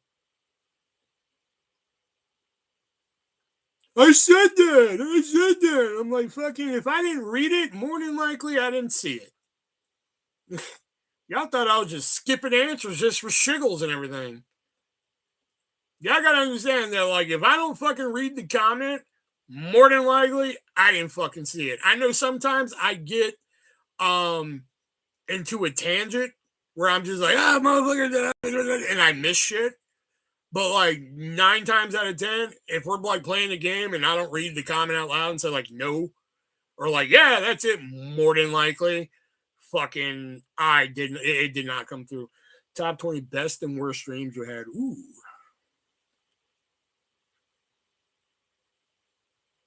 I mean, I'll write it down, but that would probably take some fucking work. Top 20 best and worst. You know, I'll just do top 20 dreams, and we'll work from there. You know, we'll work from there because like that'd be kind of weird. But like the only problem I see with that is that like you guys know when I do these, you know, I bring the screen. You know, I bring something up to bring a visual. I don't know what I would bring to make that visual. That's why I never did YouTube is a cock block. Well, I really wouldn't say it's YouTube. It's more me because I have strict settings on and shit. I can even show it to you.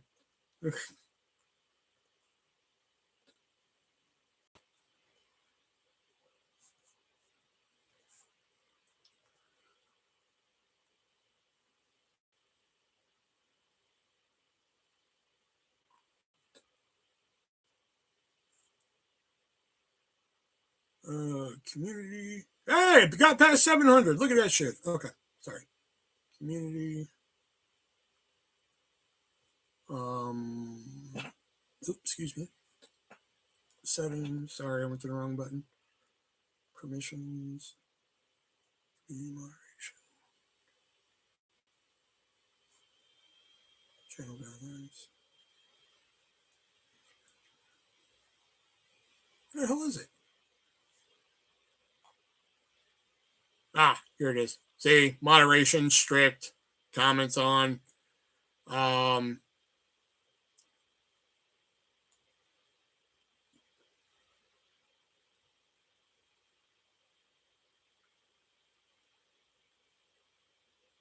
and then all my blocked words down there. So it's kind of a mix of both. Kind of me and YouTube, really.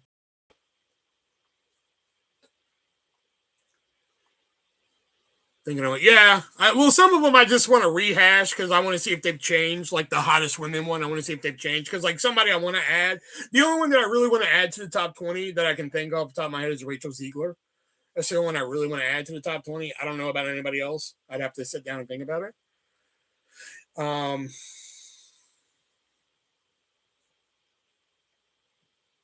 that's why I never did top 20 videos I never made, because I'd really want something visual, like while I'm talking about it. You know what I mean? How I do with like the movies, like, all right, this movie, and then it comes up, and then I fucking ramble, and we move on.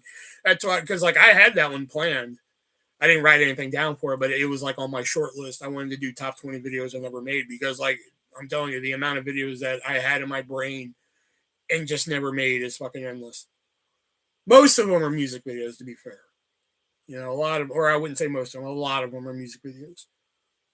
Probably number one. I can spoil number one right now. Number one is probably I wanted to make a music video to "Back to December" by Taylor Swift. That probably would have been number one.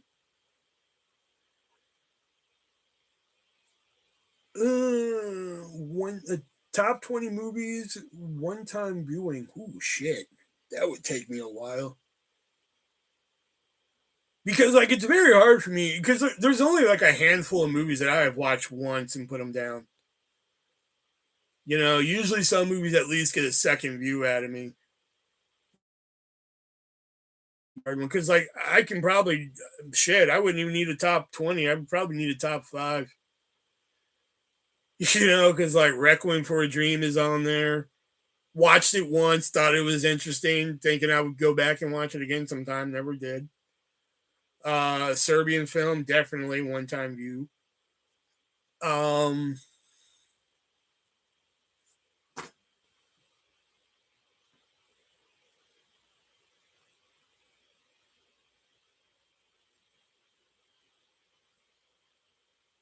All right, I'll write it down. There's probably some others.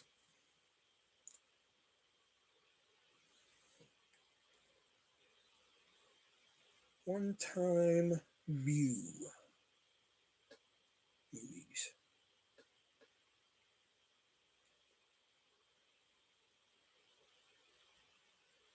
I don't know if I could do TV shows. I'd have to break that shit into episodes, and even if I did that, I don't think I could come up with 20. Movies I could probably do. Top 20 movies likely to make an unnecessary commentary to. Because imagine this though. I'm high doing the top 20 unnecessary commentaries to movies that I would do. It would just turn into top 20 mini unnecessary commentaries. That's all it would turn into. We'd be here for fucking 7 hours.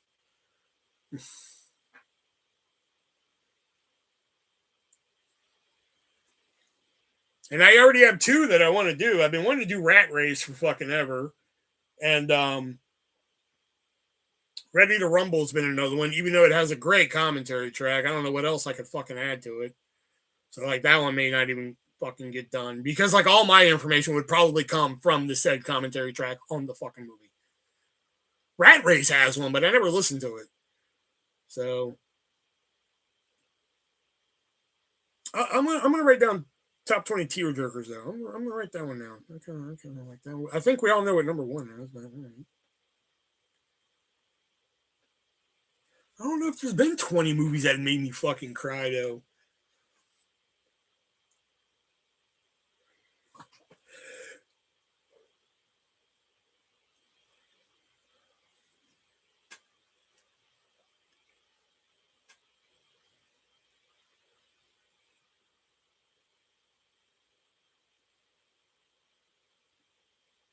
And I can't do anything wrestling related because then Death Punch is just like, fuck this noise. He's going to be like Sunday, like, I'm busy. Yeah, but what are you doing? I'm busy. With what? Busy. I'm busy with busy. Excuse us, princess.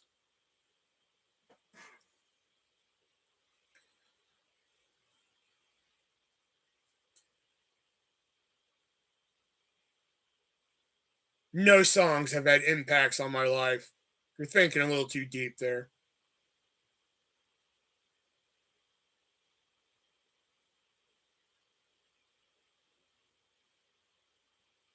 The only song that really had an impact on my life would be Sister Hazel's All For You, because it's what really was just like, wow, music isn't all that bad. In all honesty.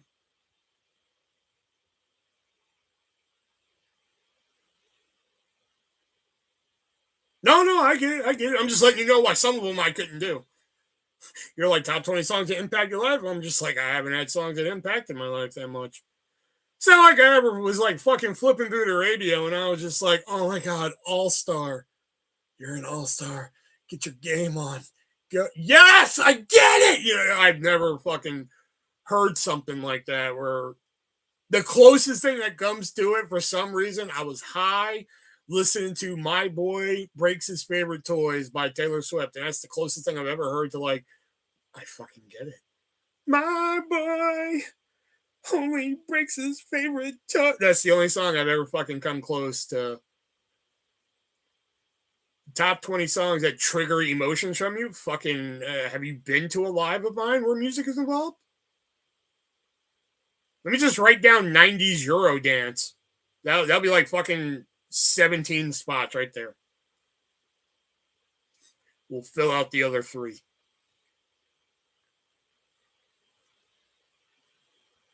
And what do you mean trigger emotions? Like what are you talking about by trigger emotions? Like what? Like fucking. If you're talking about, I mean, I guess all emotions, because like when I hear like Uptown Funk in like a fucking grocery store, I kind of want to punch a baby. Just shopping on his door. Doom, doom, doom. Shut up!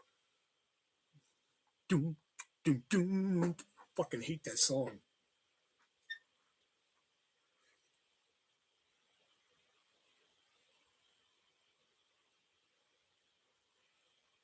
Like I used to have fucking PTSD for Britney Spears' Oops, I Did It Again for a while.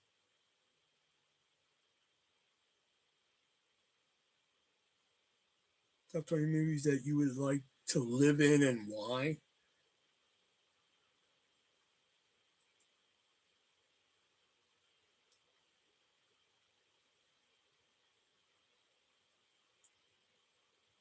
I don't think I could do that one. The thing is, okay, here's the thing though. Death Punch is like any and all kinds of emotions and the reason behind.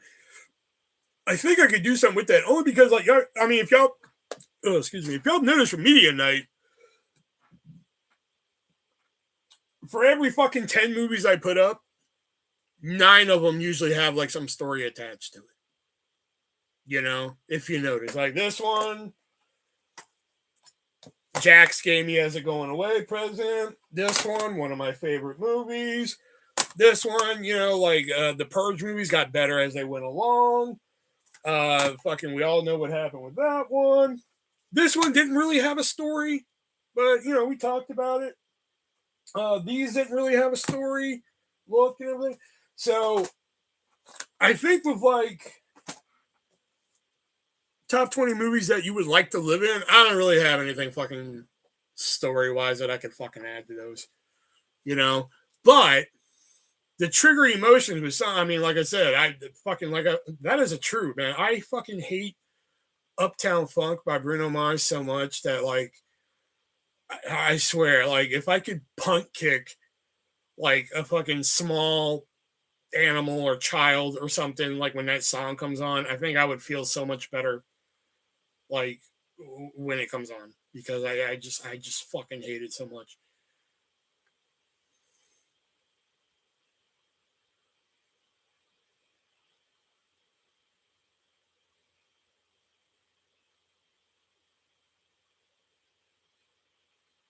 And people fucking love it. That's what kills me. That people fucking love that goddamn song, man. They fucking like, Uptown Funk, gonna give it to you. I'm like, God, I hate you. Fucking stop. Like, I hate that goddamn song. You know, I'm writing it down.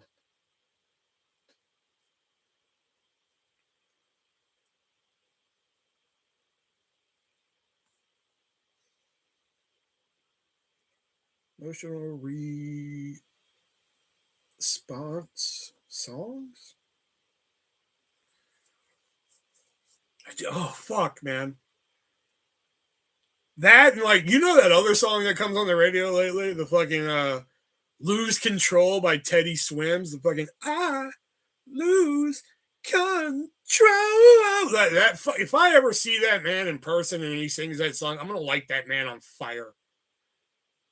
Because like, if I have to hear that on the radio one more fucking time, I'm just like, fuck. Every time I hear it on the radio, everybody hears that. This is what they hear under my breath at work. Whenever like the song comes on the radio, they're like, lose control. This is what they hear under my breath at work. This fucking song. That's what they hear at work all the fucking time. It's just this fucking song, you know.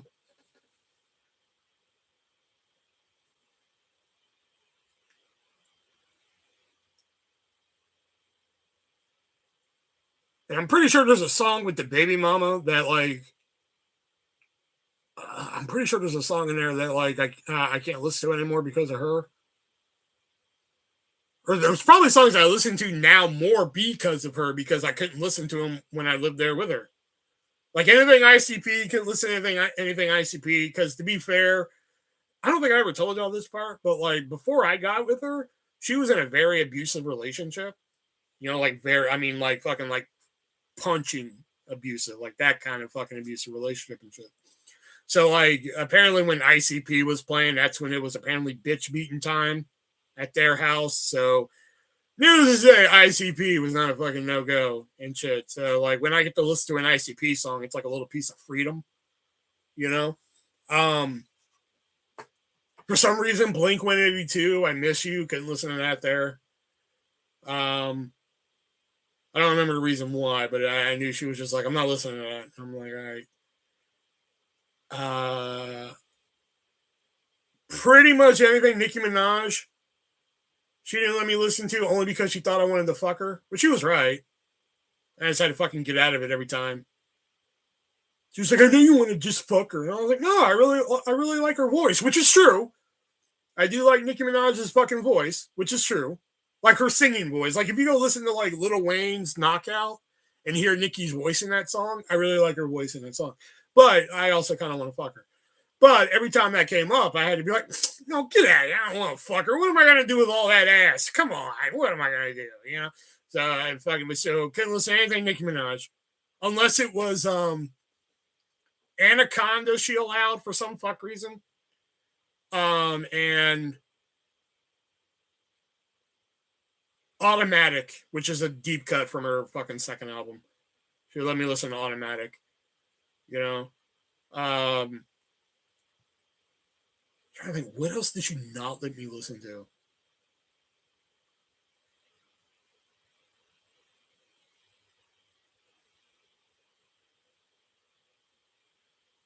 I know ICP was the big one because I tried listening to Homies one night by ICP, and that fucking, it broke her. You know, which I mean I get now, but at the time I didn't know that.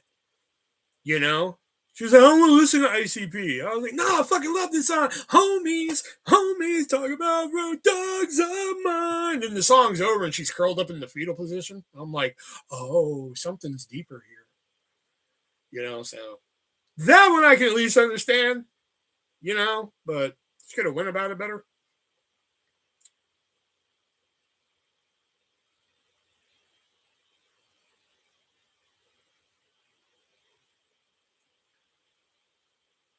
She's a celebrity who doesn't want to fuck her. Like I can understand, like women to see in real life. Exactly, like any kind of celebrity crush, man.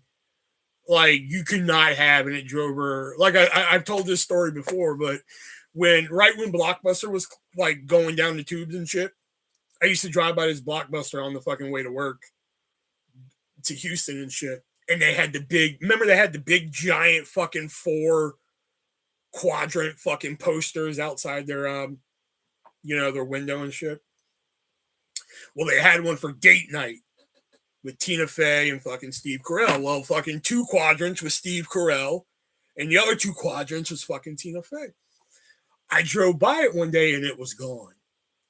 So I fucking called the store right away and I was like, hey, did y'all take down your date night poster?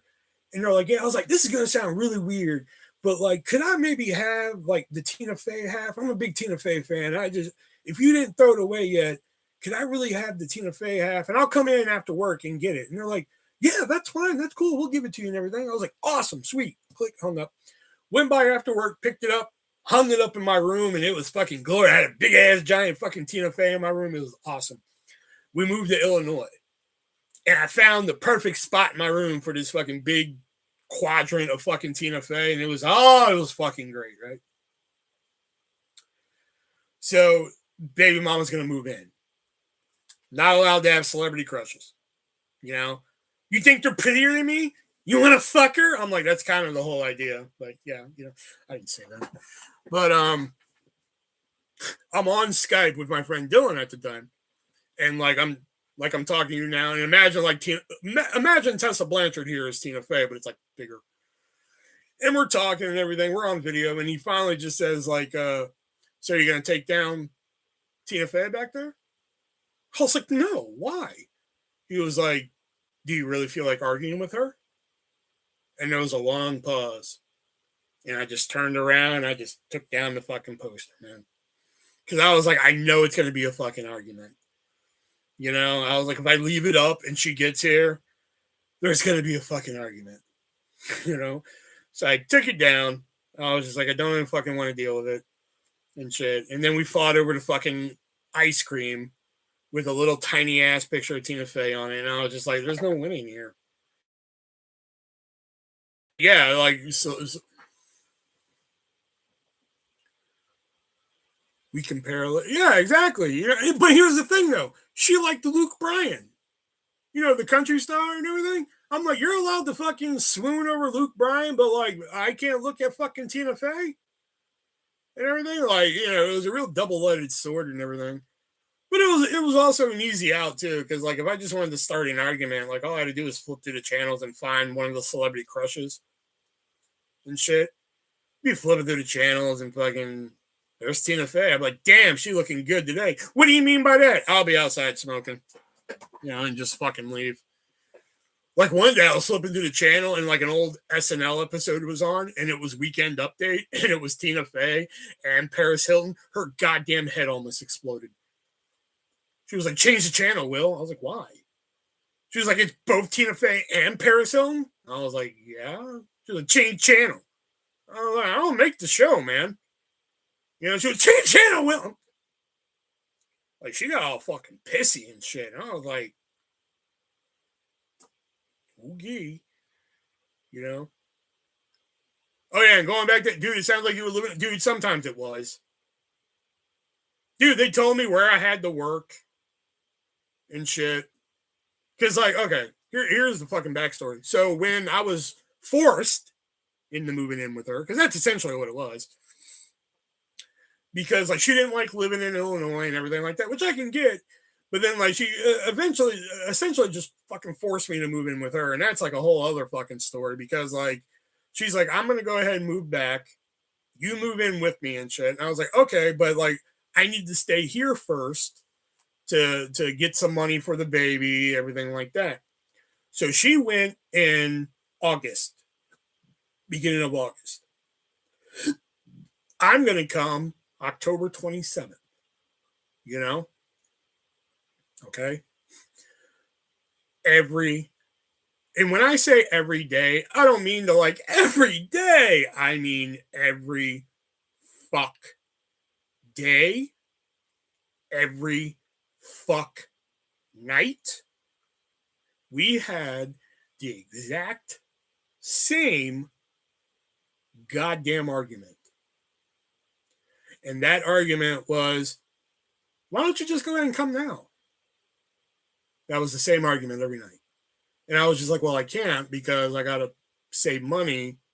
So, you know, we'll have some money when I come there before I get my job there and shit. She was a country girl. And, you know, I'm a city guy. So, you know, two worlds colliding didn't really work, you know.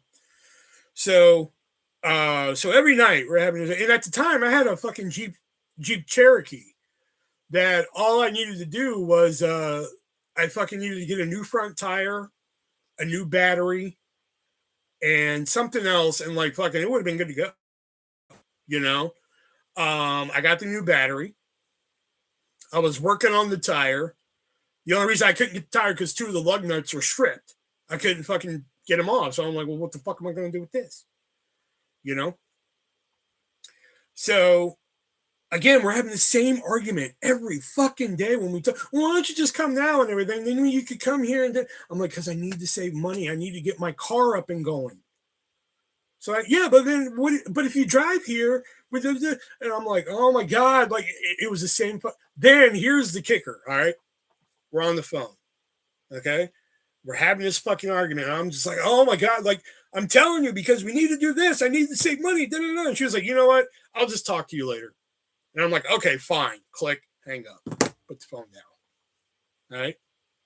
Put the phone down. Bloop. Text message. So why do you need the car to come here?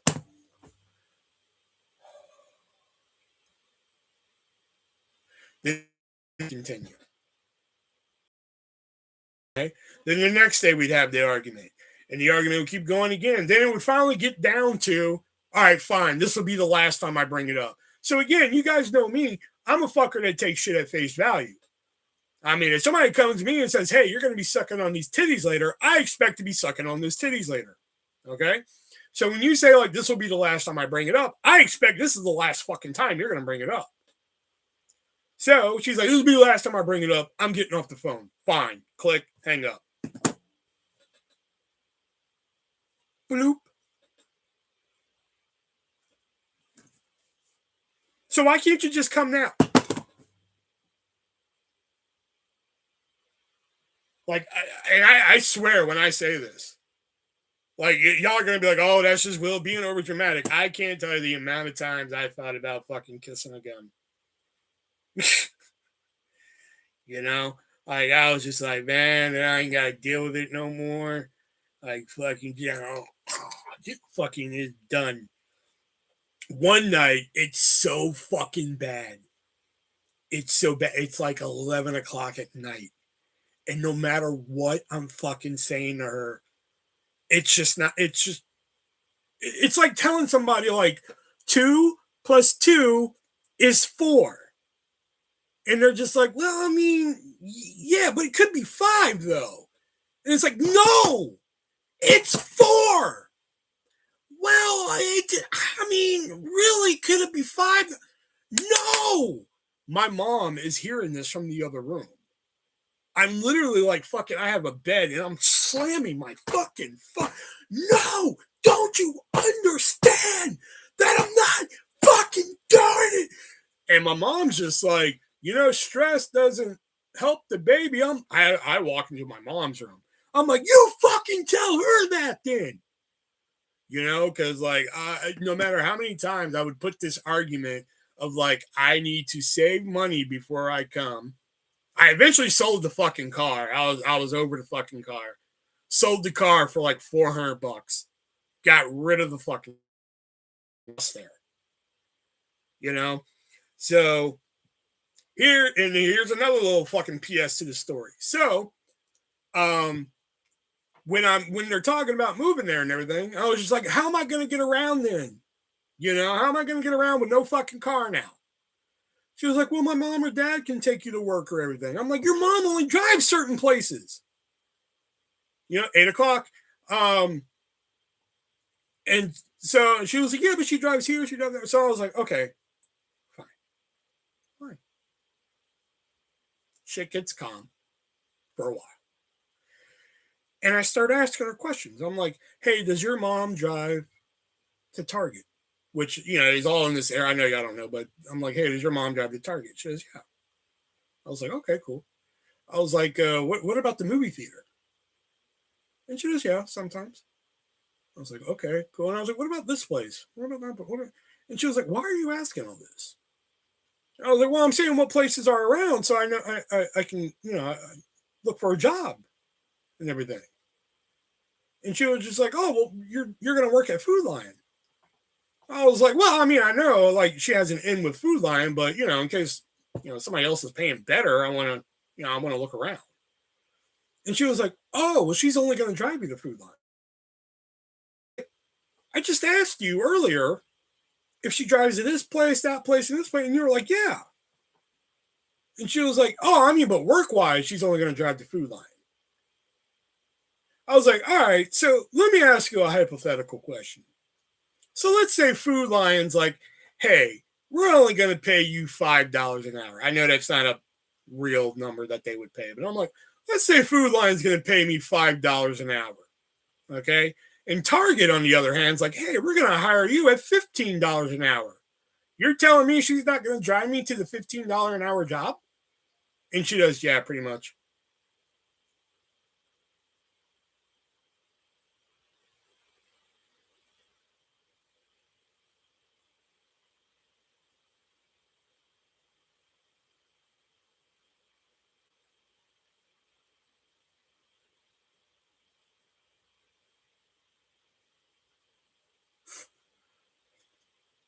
That's yeah. So yeah, it kind of was like living in a fucking jail sometimes. Like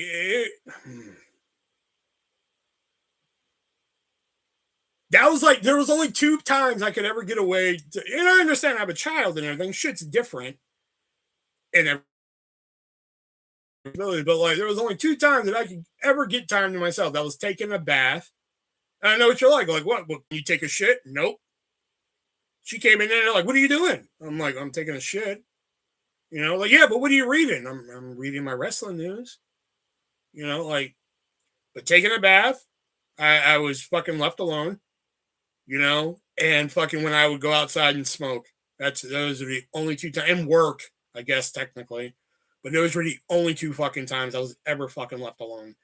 And even then, they weren't really, I'd be in the bathtub like, can you hurry up? Like, I'm like trying to make a shiv out of the bar of soap and just fucking. Somebody goes into the bathroom after me. What happened to the soap? I don't know.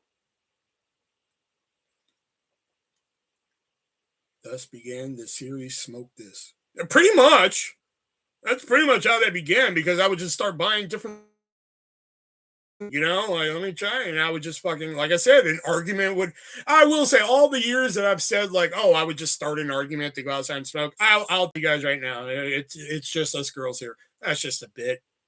That really fucking happened. But like I felt that way. I felt like I would just start a fight, just go outside. But they started a fight on my kid's first birthday and shit. I went outside. I was just like, okay, we're not doing this. Not today.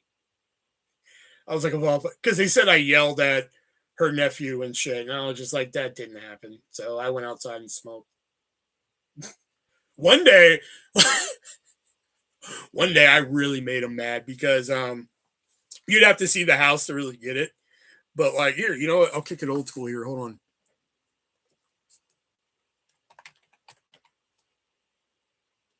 on. I was like, why did Pinterest come up when I typed in paint?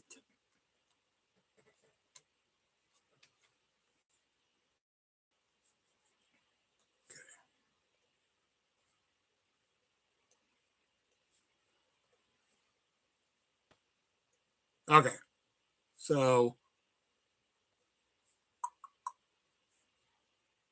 I guess we'll do it like this.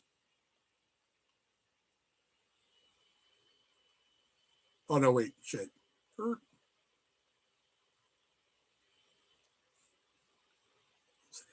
right. So imagine this is the trailer. Okay. So here's the trailer. This was the main door that we used right here. Okay. That was the main door that we used. So right here would probably be the car. Right here. Out here, kind of like a shed that like her dad and shit would work in. Out here, fucking woods and shit, right? Okay. Right here. Where's my cursor at? I can't see it. Okay, there it is. Right about here. Let me get this color. Right about here, where the circle is, that's about where the smoke table was. You know, is where we'd all go sit and smoke, or who would sit and smoke. But do they have a brown? Way over here, way over here. Now, mind you, there's like a fucking, there's like more like fucking like shed stuff like right here. You know, a little bit of trees and shit. Well, I didn't mean to jerk it that much, but a little bit of trees here. There's like all woods basically right here. I don't know why I'm using black for woods when I could use green. But this is all woods and shit right about here is all woods, you know. So, all right. So trailer right here. T for trailer. Okay. You know, your front door, car. Okay. Garage right here or shed, whatever. Smoke table right here. Now over here, this little brown box right here. This is like some like little broken fucking shed they had. You know, it looked like, imagine a porta potty with no shitter and no door. It was just like, it was kind of like the shape of a porta potty, but it didn't have a door, didn't have a shitter, and inside were just two fucking lawn chairs. So, right? And like we got into an argument over something. So I was like, fuck this, I'm going to smoke. So I go out here, I go to the smoke table, and I was like, nah, fuck that. I'm really mad. So I go all the way over here, which is unusual for me because I never go over here. So I go over here and I sit in here and I just start smoking. Right? Because I'm just like, fuck this. But I forgot what it was. It could have been one of like 100 things. So I'm over in this area. Or let me make it purple. So there we go. I'm over here. Right? I'm over here just fucking, you know, trying to fucking relax again. Apparently what happened was, right here. Apparently they come out, both of them. Apparently they came out to the smoke table. They don't see me because they knew I went outside to smoke. They don't see me and they're like, well, what the fuck happened to Will? You know, like he said he was upset. He came outside to smoke. Where did he go? You know, they didn't think about it. They knew it was here, but they didn't think about the little shed over here. You know, so they're like, well, fuck it. They get in the car here. And then they fucking drive all the way down. This is like the road and shit over here. They drive down the road looking for me. They thought I fucking left. Like left. And shit. Eventually, they fucking come back. You know, they park the car. They go back in the house. And finally, after a while, you know, I was like, all right, I'm calm. I'm cool again. Fucking I bring my ass back into the house. You know, and they're like, well, where were you? I was like, I was outside smoking. They're like, where? I was like, in the shed. You know, there's a shed over there. They're like, we came outside, you know, looking for you. I was like, okay. Like, what do you want me to do? You know, I'm not a mind reader. Because I didn't bring my phone. That's what really made them mad, too, on top of all that. Because I didn't bring my phone. You know, I just went outside. You know, so they were extra mad about it on top of all that. So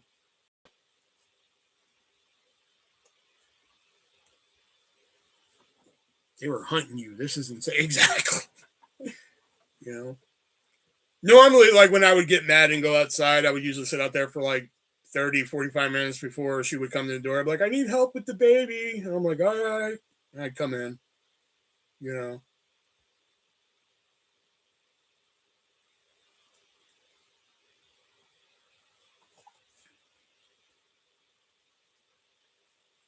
But I found it funny that time they actually went and drove and looked for me just because I was just sitting in the shed.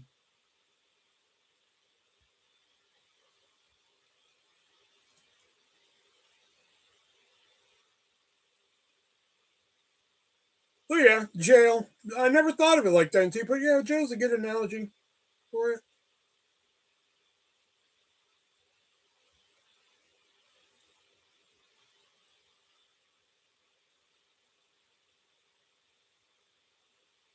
Like shit that made sense to you and I did not make sense to them.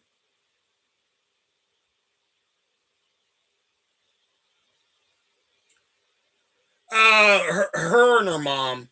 Her dad didn't really fucking give a shit. You know? Like her dad was like the type of person that like he came home from work at the time because he worked for the city. And his big thing was like, as long as there's a dinner for me to eat, I don't give a shit. You know, I want there a dinner for me to eat. I don't care if it's takeout. I don't care if you made it your fucking self. I want a dinner to eat, and I just want to watch TV until it's time for me to go to bed. Sometimes he'd come home, he'd eat something, he'd go out in a little shed like I drew there. He'd go out in his little shed and work on something. I saw this motherfucker work in the shed so much, never saw a completed product. It'd been one thing if he came into the house and be like, oh, look what I was working on out there. I made this little like shaft right here that you can put. Nothing. Never. And I would see sparks flying out there, blow torches going. Not exaggerating this time. I would see sparks. Never came in with a fucking project done. Be like, oh, I made this in the shed so we can put this right here and it will keep this one. Never. Not one time. Lived there a fucking year.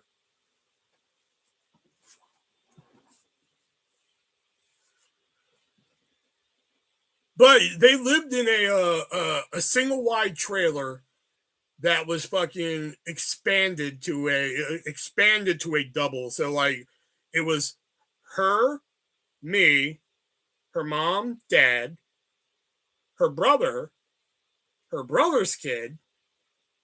Think how small a single wide is, and then they just added on some fucking double wide shit. Sometimes her niece. So 7 people.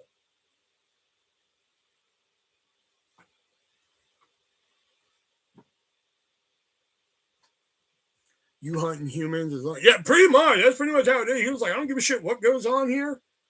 You know, as long as, you know, fucking, as long as it ain't like hurting the house, hurting anybody in the family and shit like that, fucking dinner's ready, cool. What's on TV? He was a real, I didn't talk to him that much. I lived there a year and I barely spoke with him. Not that he wasn't a nice guy or anything. When I did talk to him, he was real chill and everything because he would pick me up from work. Most nights when I worked at Food Line and shit, he would pick me up from work most nights. And some nights it would just be a drive home. You know, we'd just be driving home and shit. But like some nights he'd get chatty. You know, he'd be like, oh yeah, this happened and that happened. I'm like, oh yeah, right, you know, right on. You know, and we'd have a little chit chat, but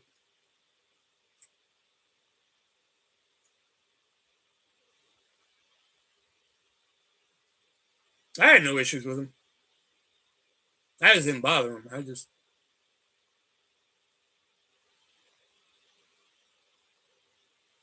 Like I said, but like shit that made sense to you and I didn't make sense to them. But like one time, they were like, we need to go get gas. And I was like, okay, cool. And they're like, oh, well, we can't go. I was like, what do you mean we can't go? She was like, because we have no one to pump gas. And I was like, I don't know if you noticed or not, but like, I can pump gas. And they're just like, well, not the way we do it.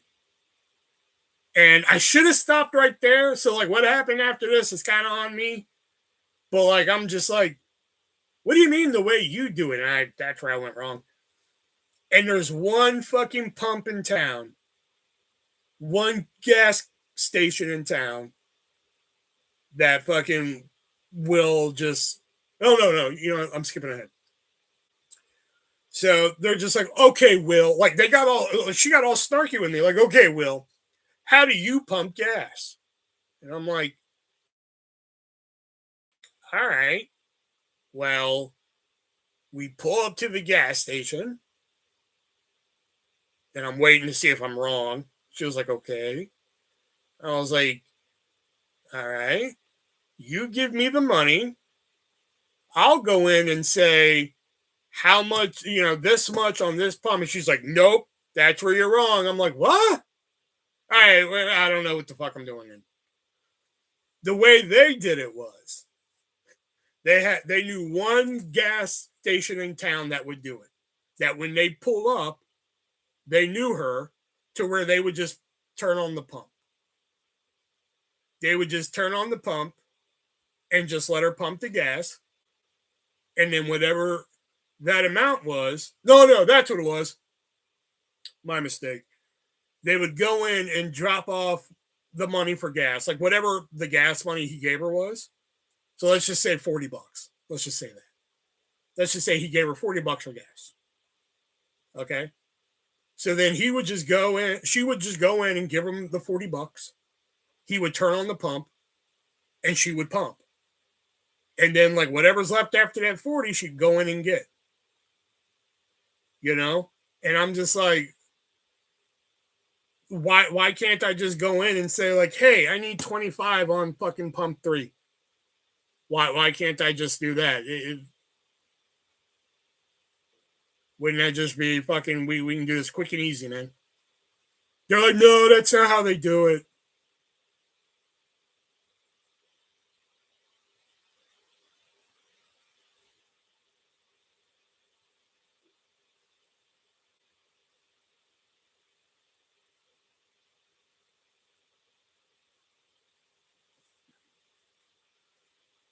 I know people wanted a podcast with the baby mama before, but like, this could be a good book probably if I could get all the thoughts straight.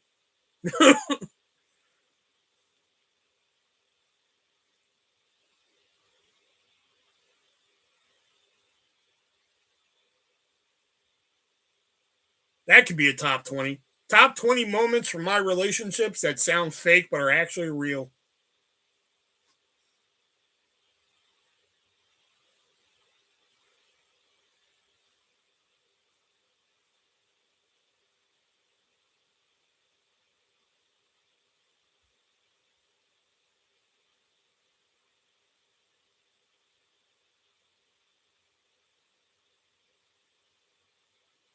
I put on the condom and she was like, haha, look, there's more room. Shut up. Okay.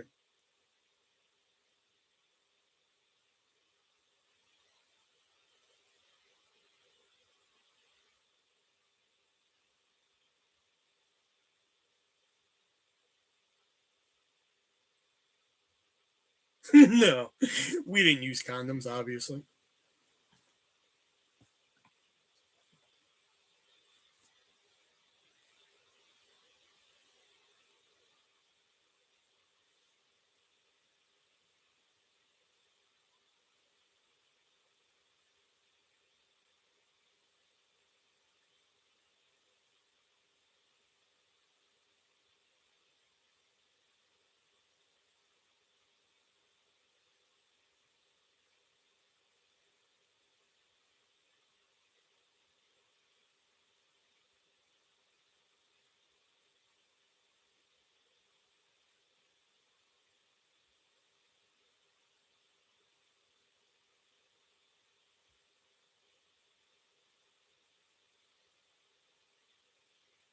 A book on your entire time living with them? Oh, shit.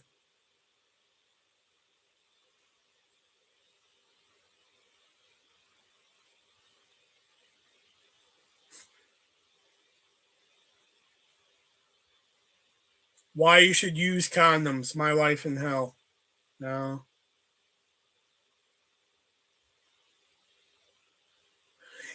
Food shopping wasn't all too weird with them. That's what, the only thing that was weird when it came to food with them was just like the clash of styles, I guess, would probably be like shit that they ate that to them was completely 100% normal. To me, I looked at it like, you're fucking insane. And vice versa. They looked at some of the shit I ate like, what the fuck are you eating compared,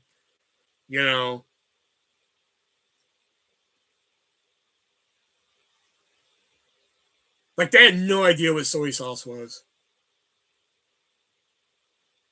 Yeah. Yeah, I almost fucking caused a riot in that house by buying my own food.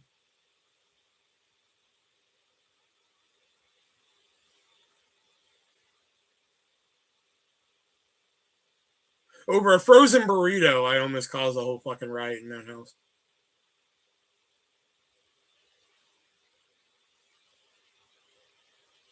And I wouldn't say they didn't know what soy sauce was.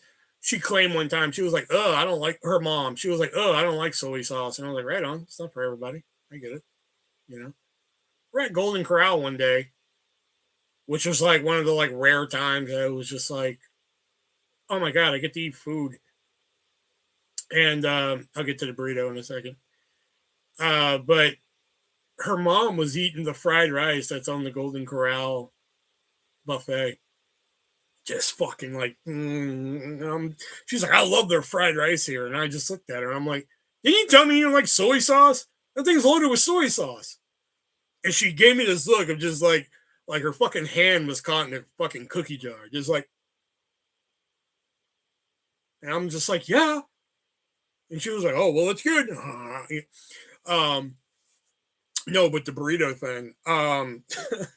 So when I went and visited here, because there was a month where I came and visited here and shit, and that cost fucking,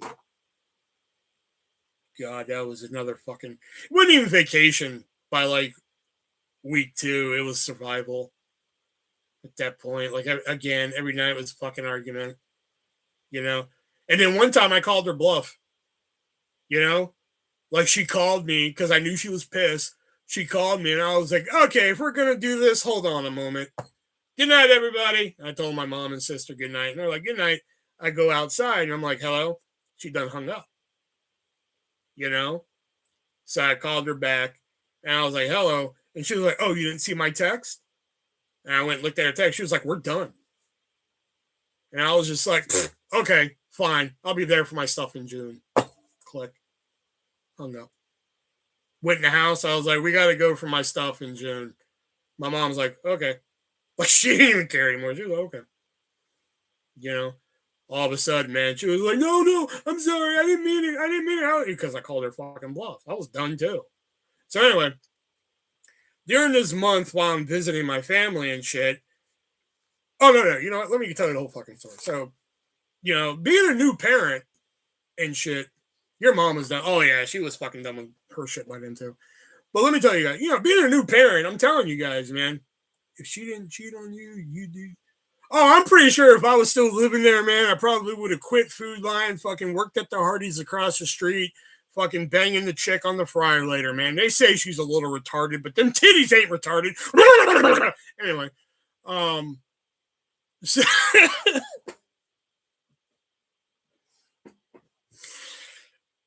so being a new parent is fucking hard, man. I'm sorry, man. Like it's fucking hard.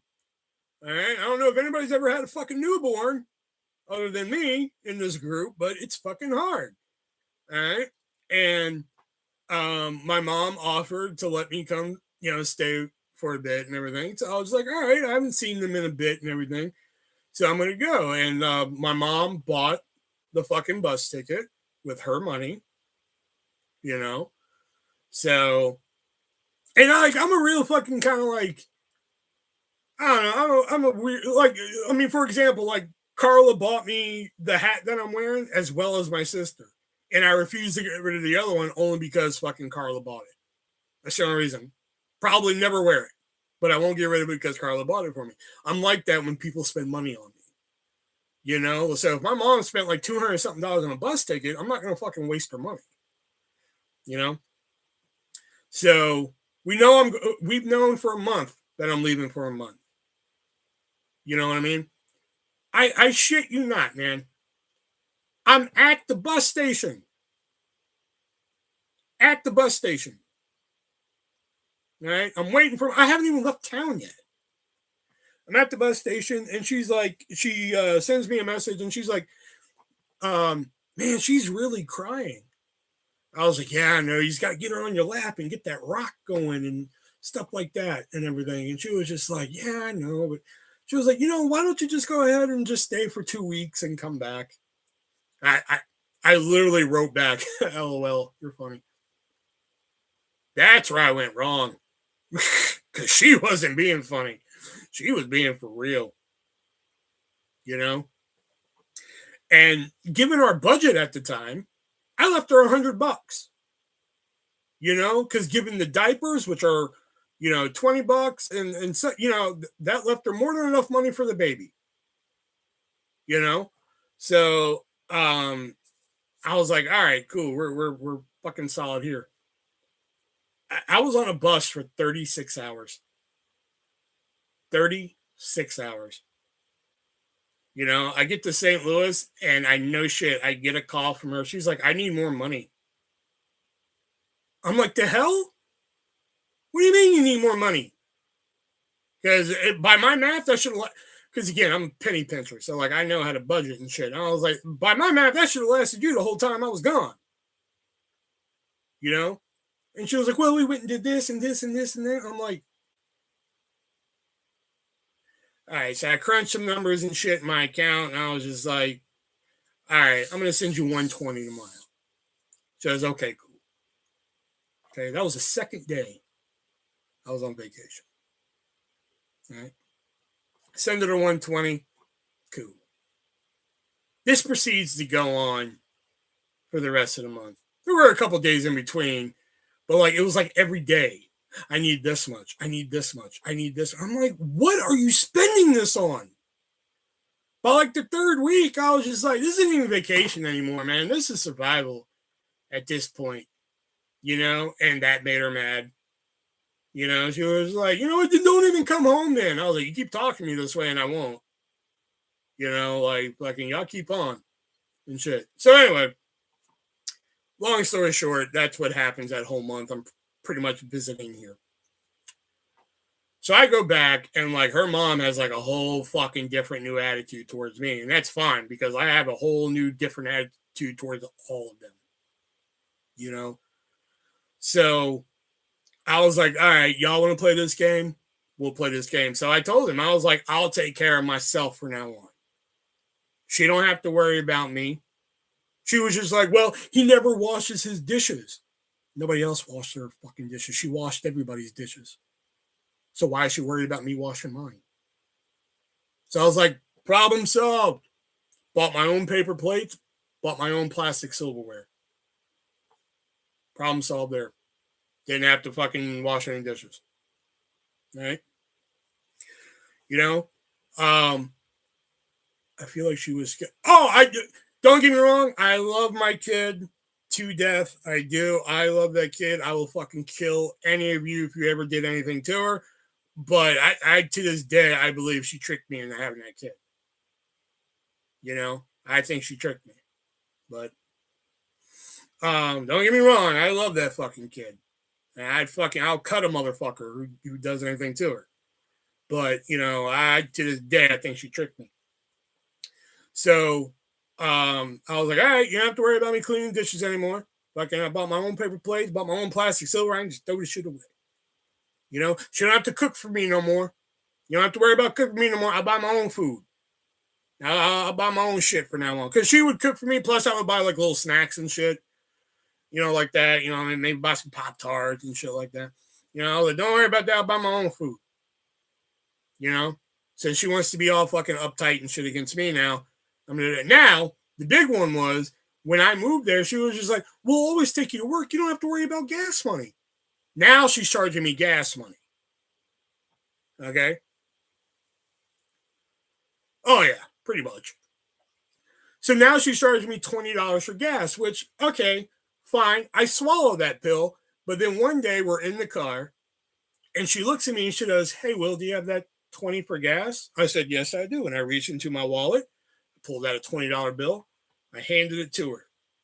All right? Now her niece, or my baby mama's niece would sometimes stay with us. She was in middle school at the time. So I handed her this $20 for gas because that's what she was bitching about, that she drives me to work and everything. And fucking, so she wanted gas money. So she wanted to charge me $20 every time I get paid for gas, which is not an obscene amount of money.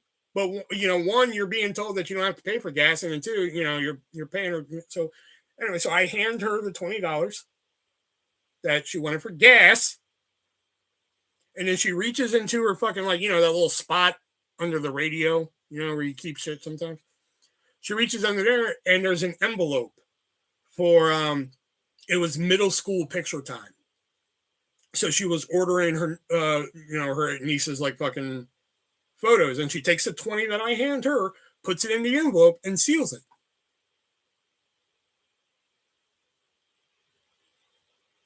And it took everything in my fucking power not to jump out of a fucking moving car. Because I'm like, you told me you needed that for gas. Now I'm buying fucking photos? I didn't say anything in that car, though. I wanted to, but I didn't. So anyway, the fucking burrito. So I went to the Dollar Tree, bought a couple fucking food items and everything, bought some, the big ass fucking frozen burritos that are like that fucking long and shit. Bought some of them. So one night, she's in the kitchen cooking. Me and the baby mama are in the room and everything. And she was like, oh, she's making this and everything. I was like, that's cool. I was like, could you do me a favor though? She's like, yeah. I was like, could you make me one of my frozen burritos? She goes, yeah, sure. She goes to the kitchen and like, I'm watching out the door. Like I can see out the door what's going on. She goes to the freezer. She opens the fucking burrito thing. And the burrito I apparently bought was like broken. So like the last quarter of it's like fucking broken. So when she opens it, the fucking quarter of burrito slides down and hits the floor. So I'm like, whatever. So she picks it up, puts it on the plate, puts it in the microwave, hits the buttons, and tries to leave the kitchen. As she's leaving the kitchen, I hear her mom say, like, oh, he doesn't want to eat my cooking anymore. And like the amount of energy it took me to be like, hell no, was like fucking so much. But she was just like, you could hear her stumbling. She was just like, well, no, he just wanted a burrito right now. And she was just like, no, that's fine. Fine then. He doesn't have to eat it and everything. And I was in there cackling. Just like, because like I finally pissed her off. Because I was just like, you've been pissing me off for fucking weeks, and now I got you with one. Because like, I mean, like fucking the plastic silverware didn't give it away. Paper plates didn't give it away. Like, and this is what gave it away, a fucking microwave burrito. That's what fucking sent you over the edge. Interesting. So yeah, it fucking pissed her off. A microwave burrito is what did it. So they sound like they were. Oh, okay, with that.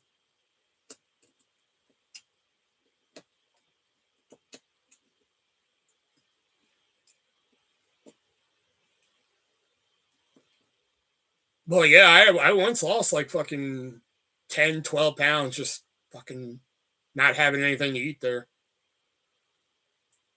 That's why I started my fucking unknown charity that people don't know I have, and that's that fucking Vienna sausage charity. If you're ever down and out, you're buying off-brand Vienna sausage, please email me, and I will throw you a couple bucks so you can at least get Armour fucking Vienna sausage.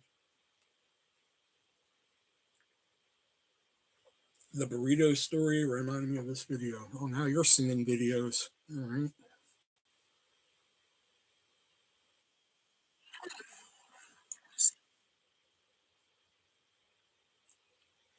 Rewind that. Okay.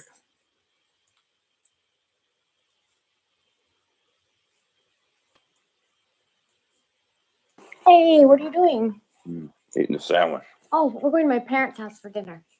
See, these are the videos I'm talking about, by the way, where they just put the captions right there and you can't fucking remove them. This is what I'm talking about, by the way. It's fine if they're for the hearing impaired, like Jack said, but like, just give me an option where I can just turn them off. I don't fucking need them. I don't want them. Just give me an option where I can turn the fucking shit off. I know. I can't wait to see them. Okay, then why are you eating? I'm hungry. You can't wait an hour? I'll be hungry again. It won't be an hour. I'm going to have to hug them, talk. It'll be like 2 hours before I even see an appetizer. Okay, what if I tell them as soon as we walk in, he's hungry? No, that's weird. And it's all about me eating. That's what you want. No, it's not. I want to eat right now. I would never do this to your parents.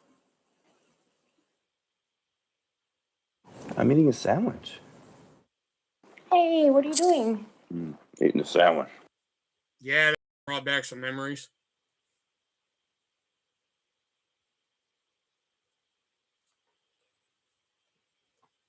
Like when she got here, or like when I got here and we were arguing about something, like my phone went dead when we were coming here, like when I was visiting here and shit. So she called my sister to be like, like, hey, are y'all there yet and shit like that. My sister didn't like that. And you gotta understand, my sister's autistic, and my sister really doesn't give a shit about a lot of things like that. So like the fact that my sister was just like, God damn it. Is she gonna start calling me now? So that really said something there. So here was the fucking, you want to talk about double standards? Here's a double fucking standard for you. So I don't know how it came out, but I let it slip that happened. I was just like, oh yeah, now she's wondering if you're going to call her all the time and everything. She was like, you know what? I'm just not going to talk to your family anymore. I was just like, okay, then you know what? I'm not talking to your mom anymore. Fucking, I don't care if I have to live with her and shit. But then I let it go. I was just like, I'll just talk to her if I need to go to work or need to go to the library to upload videos. Because, I was making company videos and shit at the time. And she was like, well, that's not fair. You're just going to fucking use her to go to work and go. I was just like, okay, fine. I don't need to make videos anymore. And I was real calm about this. I was like, fine, I don't need to make videos anymore. She was like, no, that's not the point. It's the point of you. I was like, no, the point is, like, you can say that, like, I'm not going to talk to your family anymore. But the second I say it, all of a sudden, it's an issue. She's like, no, it's that you said that like, you're going to talk to her when you need to go to work and upload videos. And I was like, I eliminated one of those. I can easily just email the companies I work for and say, like, hey, I'm not reviewing anymore. Problem solved. Takes care of that issue for it. Then I'm not like, hey, can I have a ride to the library so I can upload videos, even though I hate your fucking guts? It became this whole big double standard. She can sit there and be like, I'm not talking to your family anymore. And I'm like, okay, I'm not going to talk to you. Well, you can't do that. Well, fucking yes, I can. I don't give a fuck. So.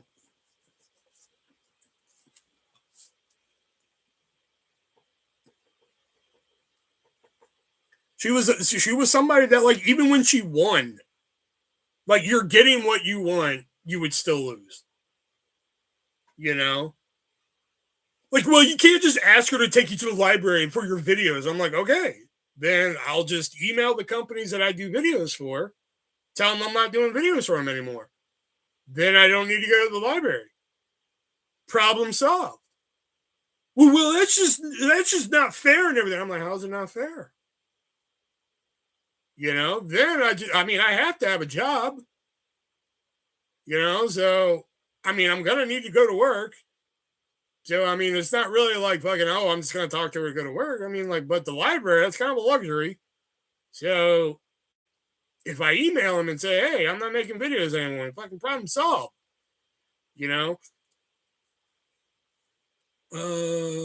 What did she didn't like about cellular? Just everything. Everything.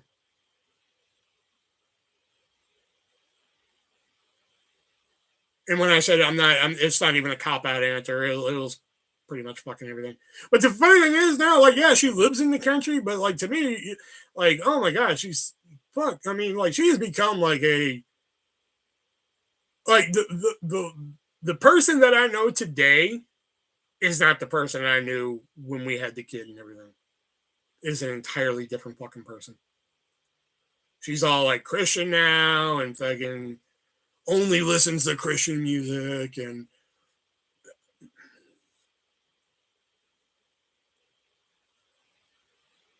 they go to church every Sunday and Wednesday, and I'm just like, and here's the kicker, like, man, that should be the title of my new fucking podcast. Here's the kicker. I used to get out of work at like fucking 10:30, 11 o'clock, working at that fucking grocery store that sucked the soul out of my life. And I would call her at like 10:30. You know, I call her at 10:30 and I'm like, hey, I'm getting off in a few. Can you throw that frozen pizza in the oven? Just so like when I get there, like fucking I have a pizza ready. Shit, you know, I can eat. Been a long day at work and everything. Fucking the soul sucking job. Oh yeah. Yeah, that's cool. Cool. Awesome. Walk through the door, nothing. Nothing, no pizza, nothing. You know, so but here and then here's the thing now. For fucking him and shit fucking she'd be like, oh, like I'll ask the kid. Like, hey, what are you doing? She'd be like, we're about to have dinner. And I'm like, oh yeah, what are you having? She's like, oh, mom's about to make, you know, fried chicken with a fucking vinegar reduction. I'm like, what the fuck? Like, what the hell? Where was this shit when you know, when I lived there? Now she's making fucking pan-seared salmon and fucking what the fuck?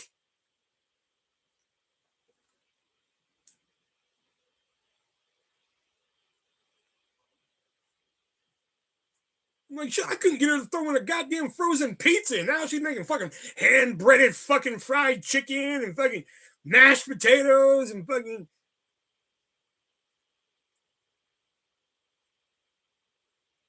Oh yeah, I got to a point where I just stopped trying.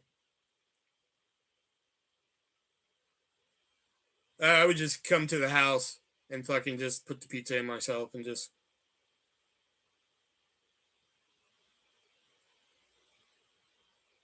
And then they wonder, like, why they were going to fucking lock me up in a wacko basket that night.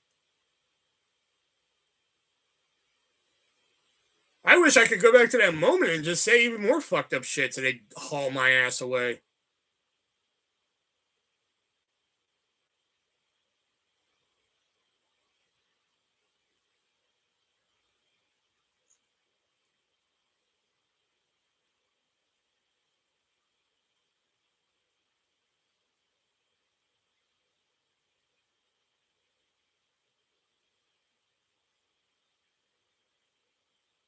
What, had a nice little rubber room to sleep in and fucking...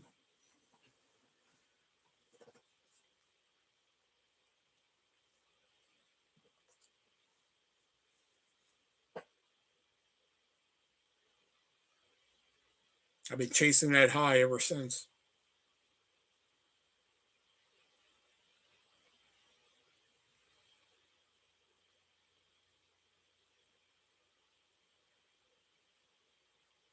Oh yeah.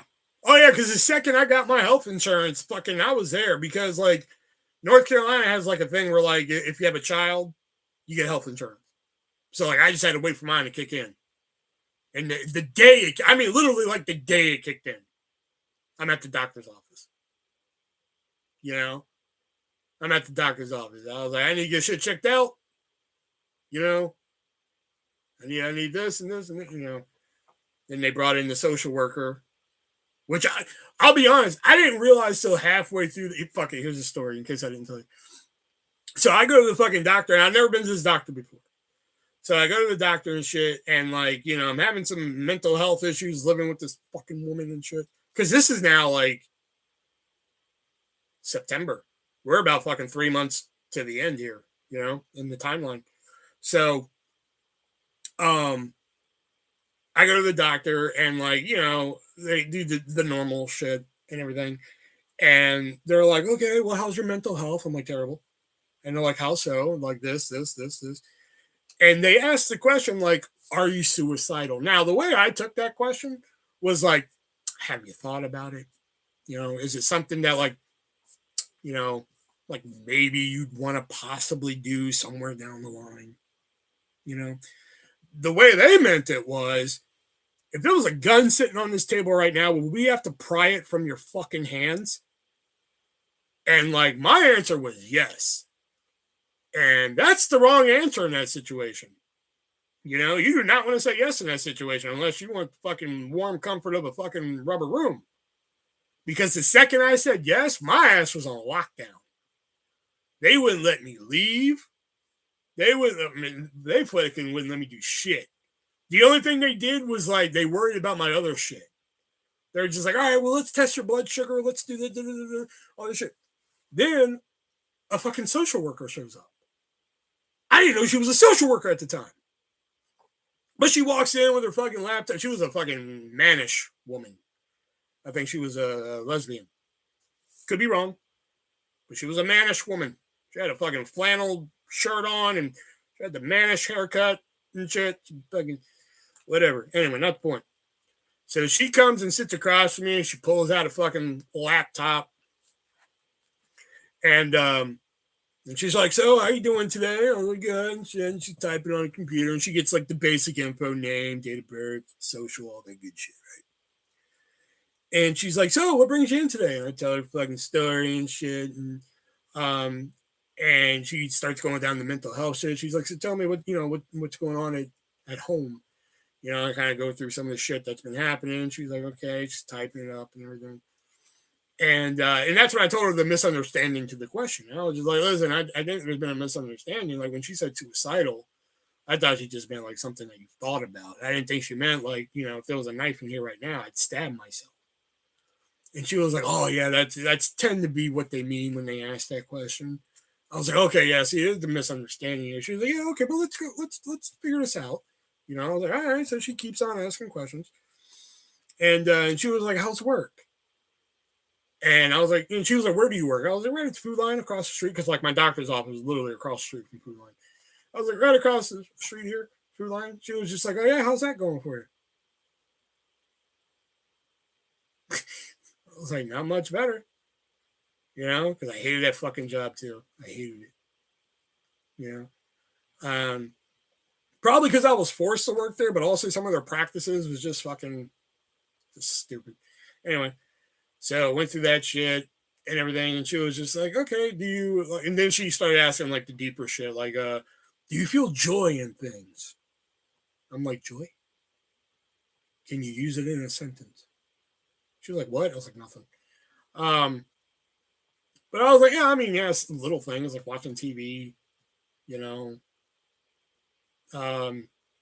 was like, okay, well, that's good.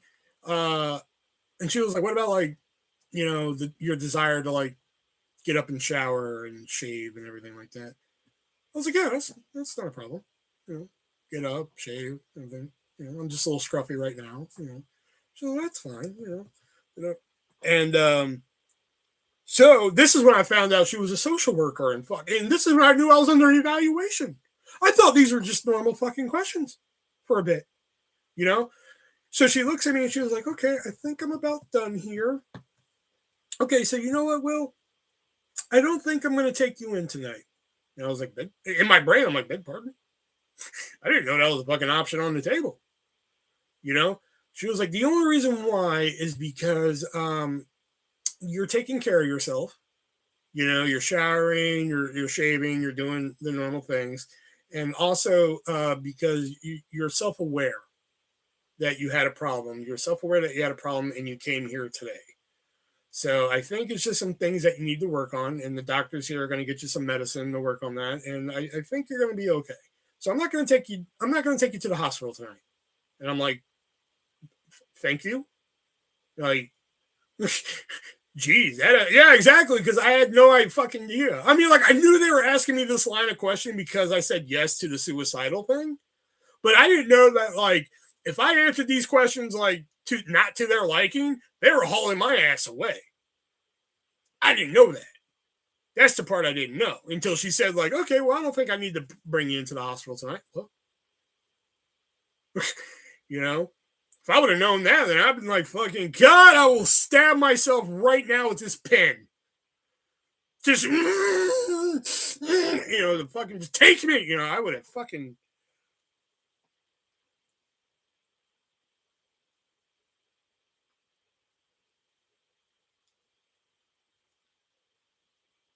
Hy-Vee for sure. Because at least with like Food Line, I didn't like some of their practices and like, yeah, I butted heads with people, but Hy-Vee, I mean, like there was people there that like, and again, I'm not exaggerating when I say that. There was people there where I actually got to the planning stages of going to burn down their goddamn house. There's people there where I'm like, all right, if I go at 3 a.m., not a lot of witnesses around, I could probably fucking start a fire and get the fuck out of Dodge before fucking whoosh. And that's when I knew I had to tell myself fucking calm the fuck down.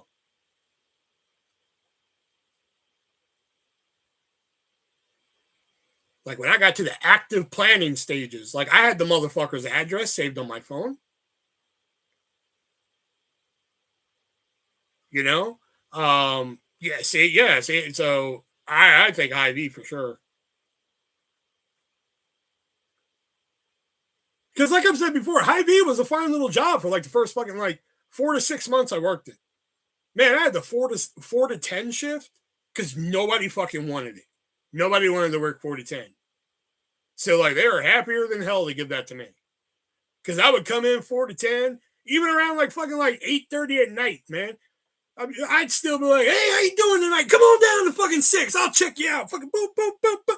Fucking, I didn't give a shit, man. It was a fucking easy fucking gig. And then that's when it fucking, after 6 months is when it fucking, like, that's when people wanted to get stupid. You know? Like, I would ask them questions and get the answers, and then, like, the answer would change within, like, an hour and a half. And then, like, they get mad at me because I get mad. And shit. They used to be open 24 hours, but now they're not. But they were at the time.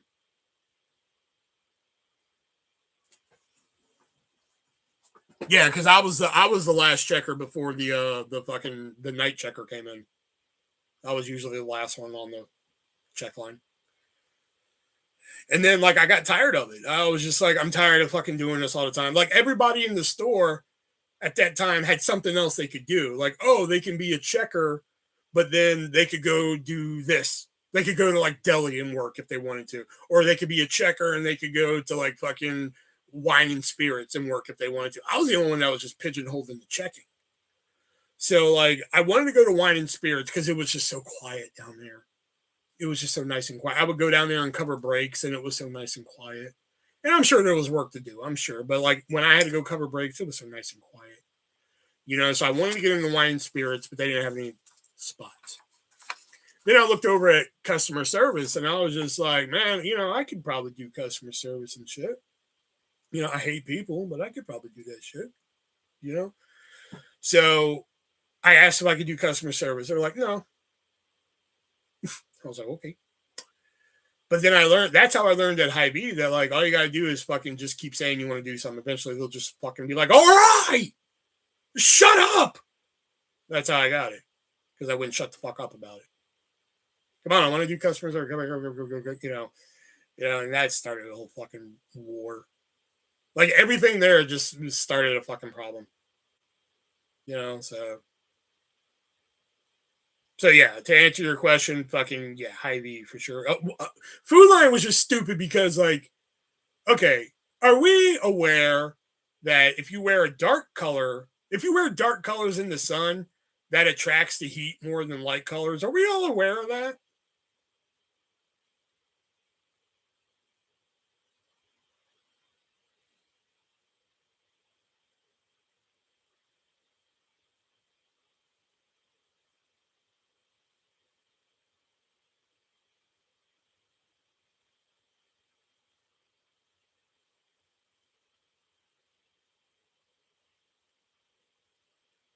Yeah, comment. Okay.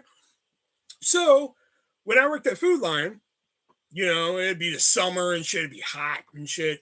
So I had like this like faux, it wasn't a real jersey, but it was like a faux jersey of the St. Louis Cardinals. And when they'd be like, hey, Will, can you go get carts? I'm like, absolutely. So I'd put on the fucking jersey because it'd be hot and shit out in the fucking, and I want something to like reflect, because like Food Line uniform was a navy blue fucking shirt, khakis and shit. So I was like, I'm gonna put on the fucking jersey, reflect some fucking sun, man. So it's not so fucking hot. Went on for a couple days. I think it was like the third day I did it. Third day I did it, I put it on, and the manager was just like, what is that?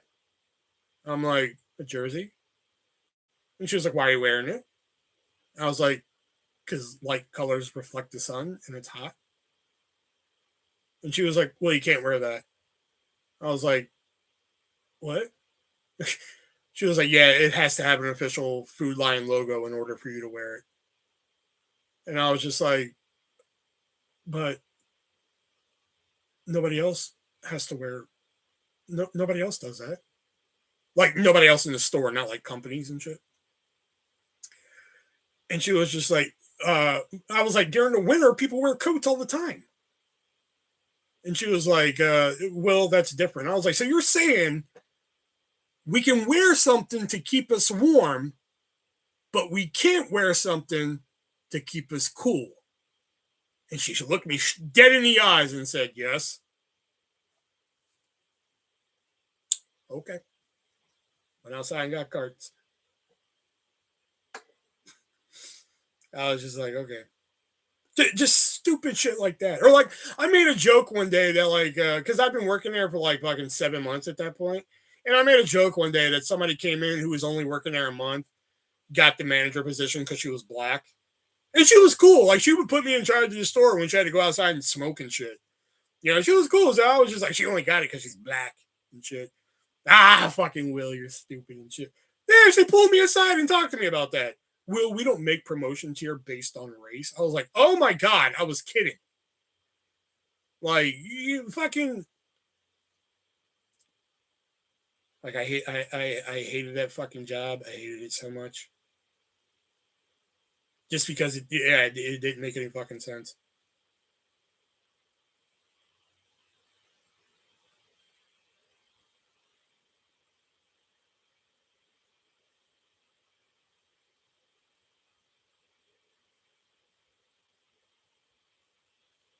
Customers weren't much better.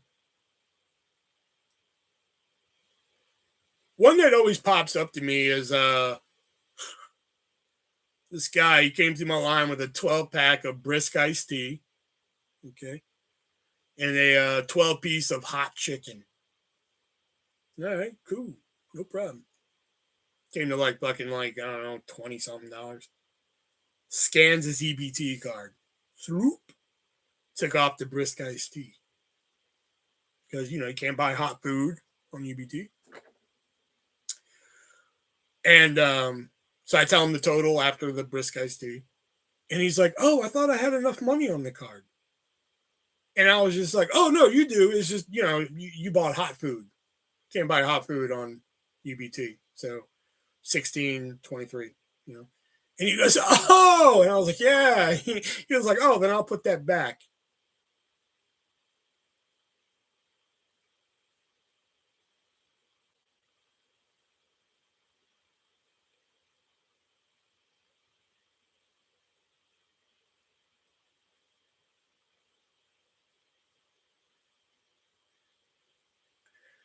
Did anyone ever get heat stroke bringing a card? No, but we did have a meeting one day, and it was like this weird fucking meeting where like our manager was giving us like these photo cards, and she'd be like, all right, I'm going to give everybody a photo card, and I want you to say what this photo means to you. It can mean anything. What this photo means to you. And she hands me a fucking card, and all it was like a sun on the beach and everything like that. And she was like, all right, Will, what's your card mean to you? I was like, this card means me going outside getting carts. And she was like, no, but like, what's it mean to you? Like, you know, like personally. I was like, personally, it means me going outside getting carts being hot. She snatches the card from me. She's like, let's get you another card. Looking through her deck, and she hands me another one, you know?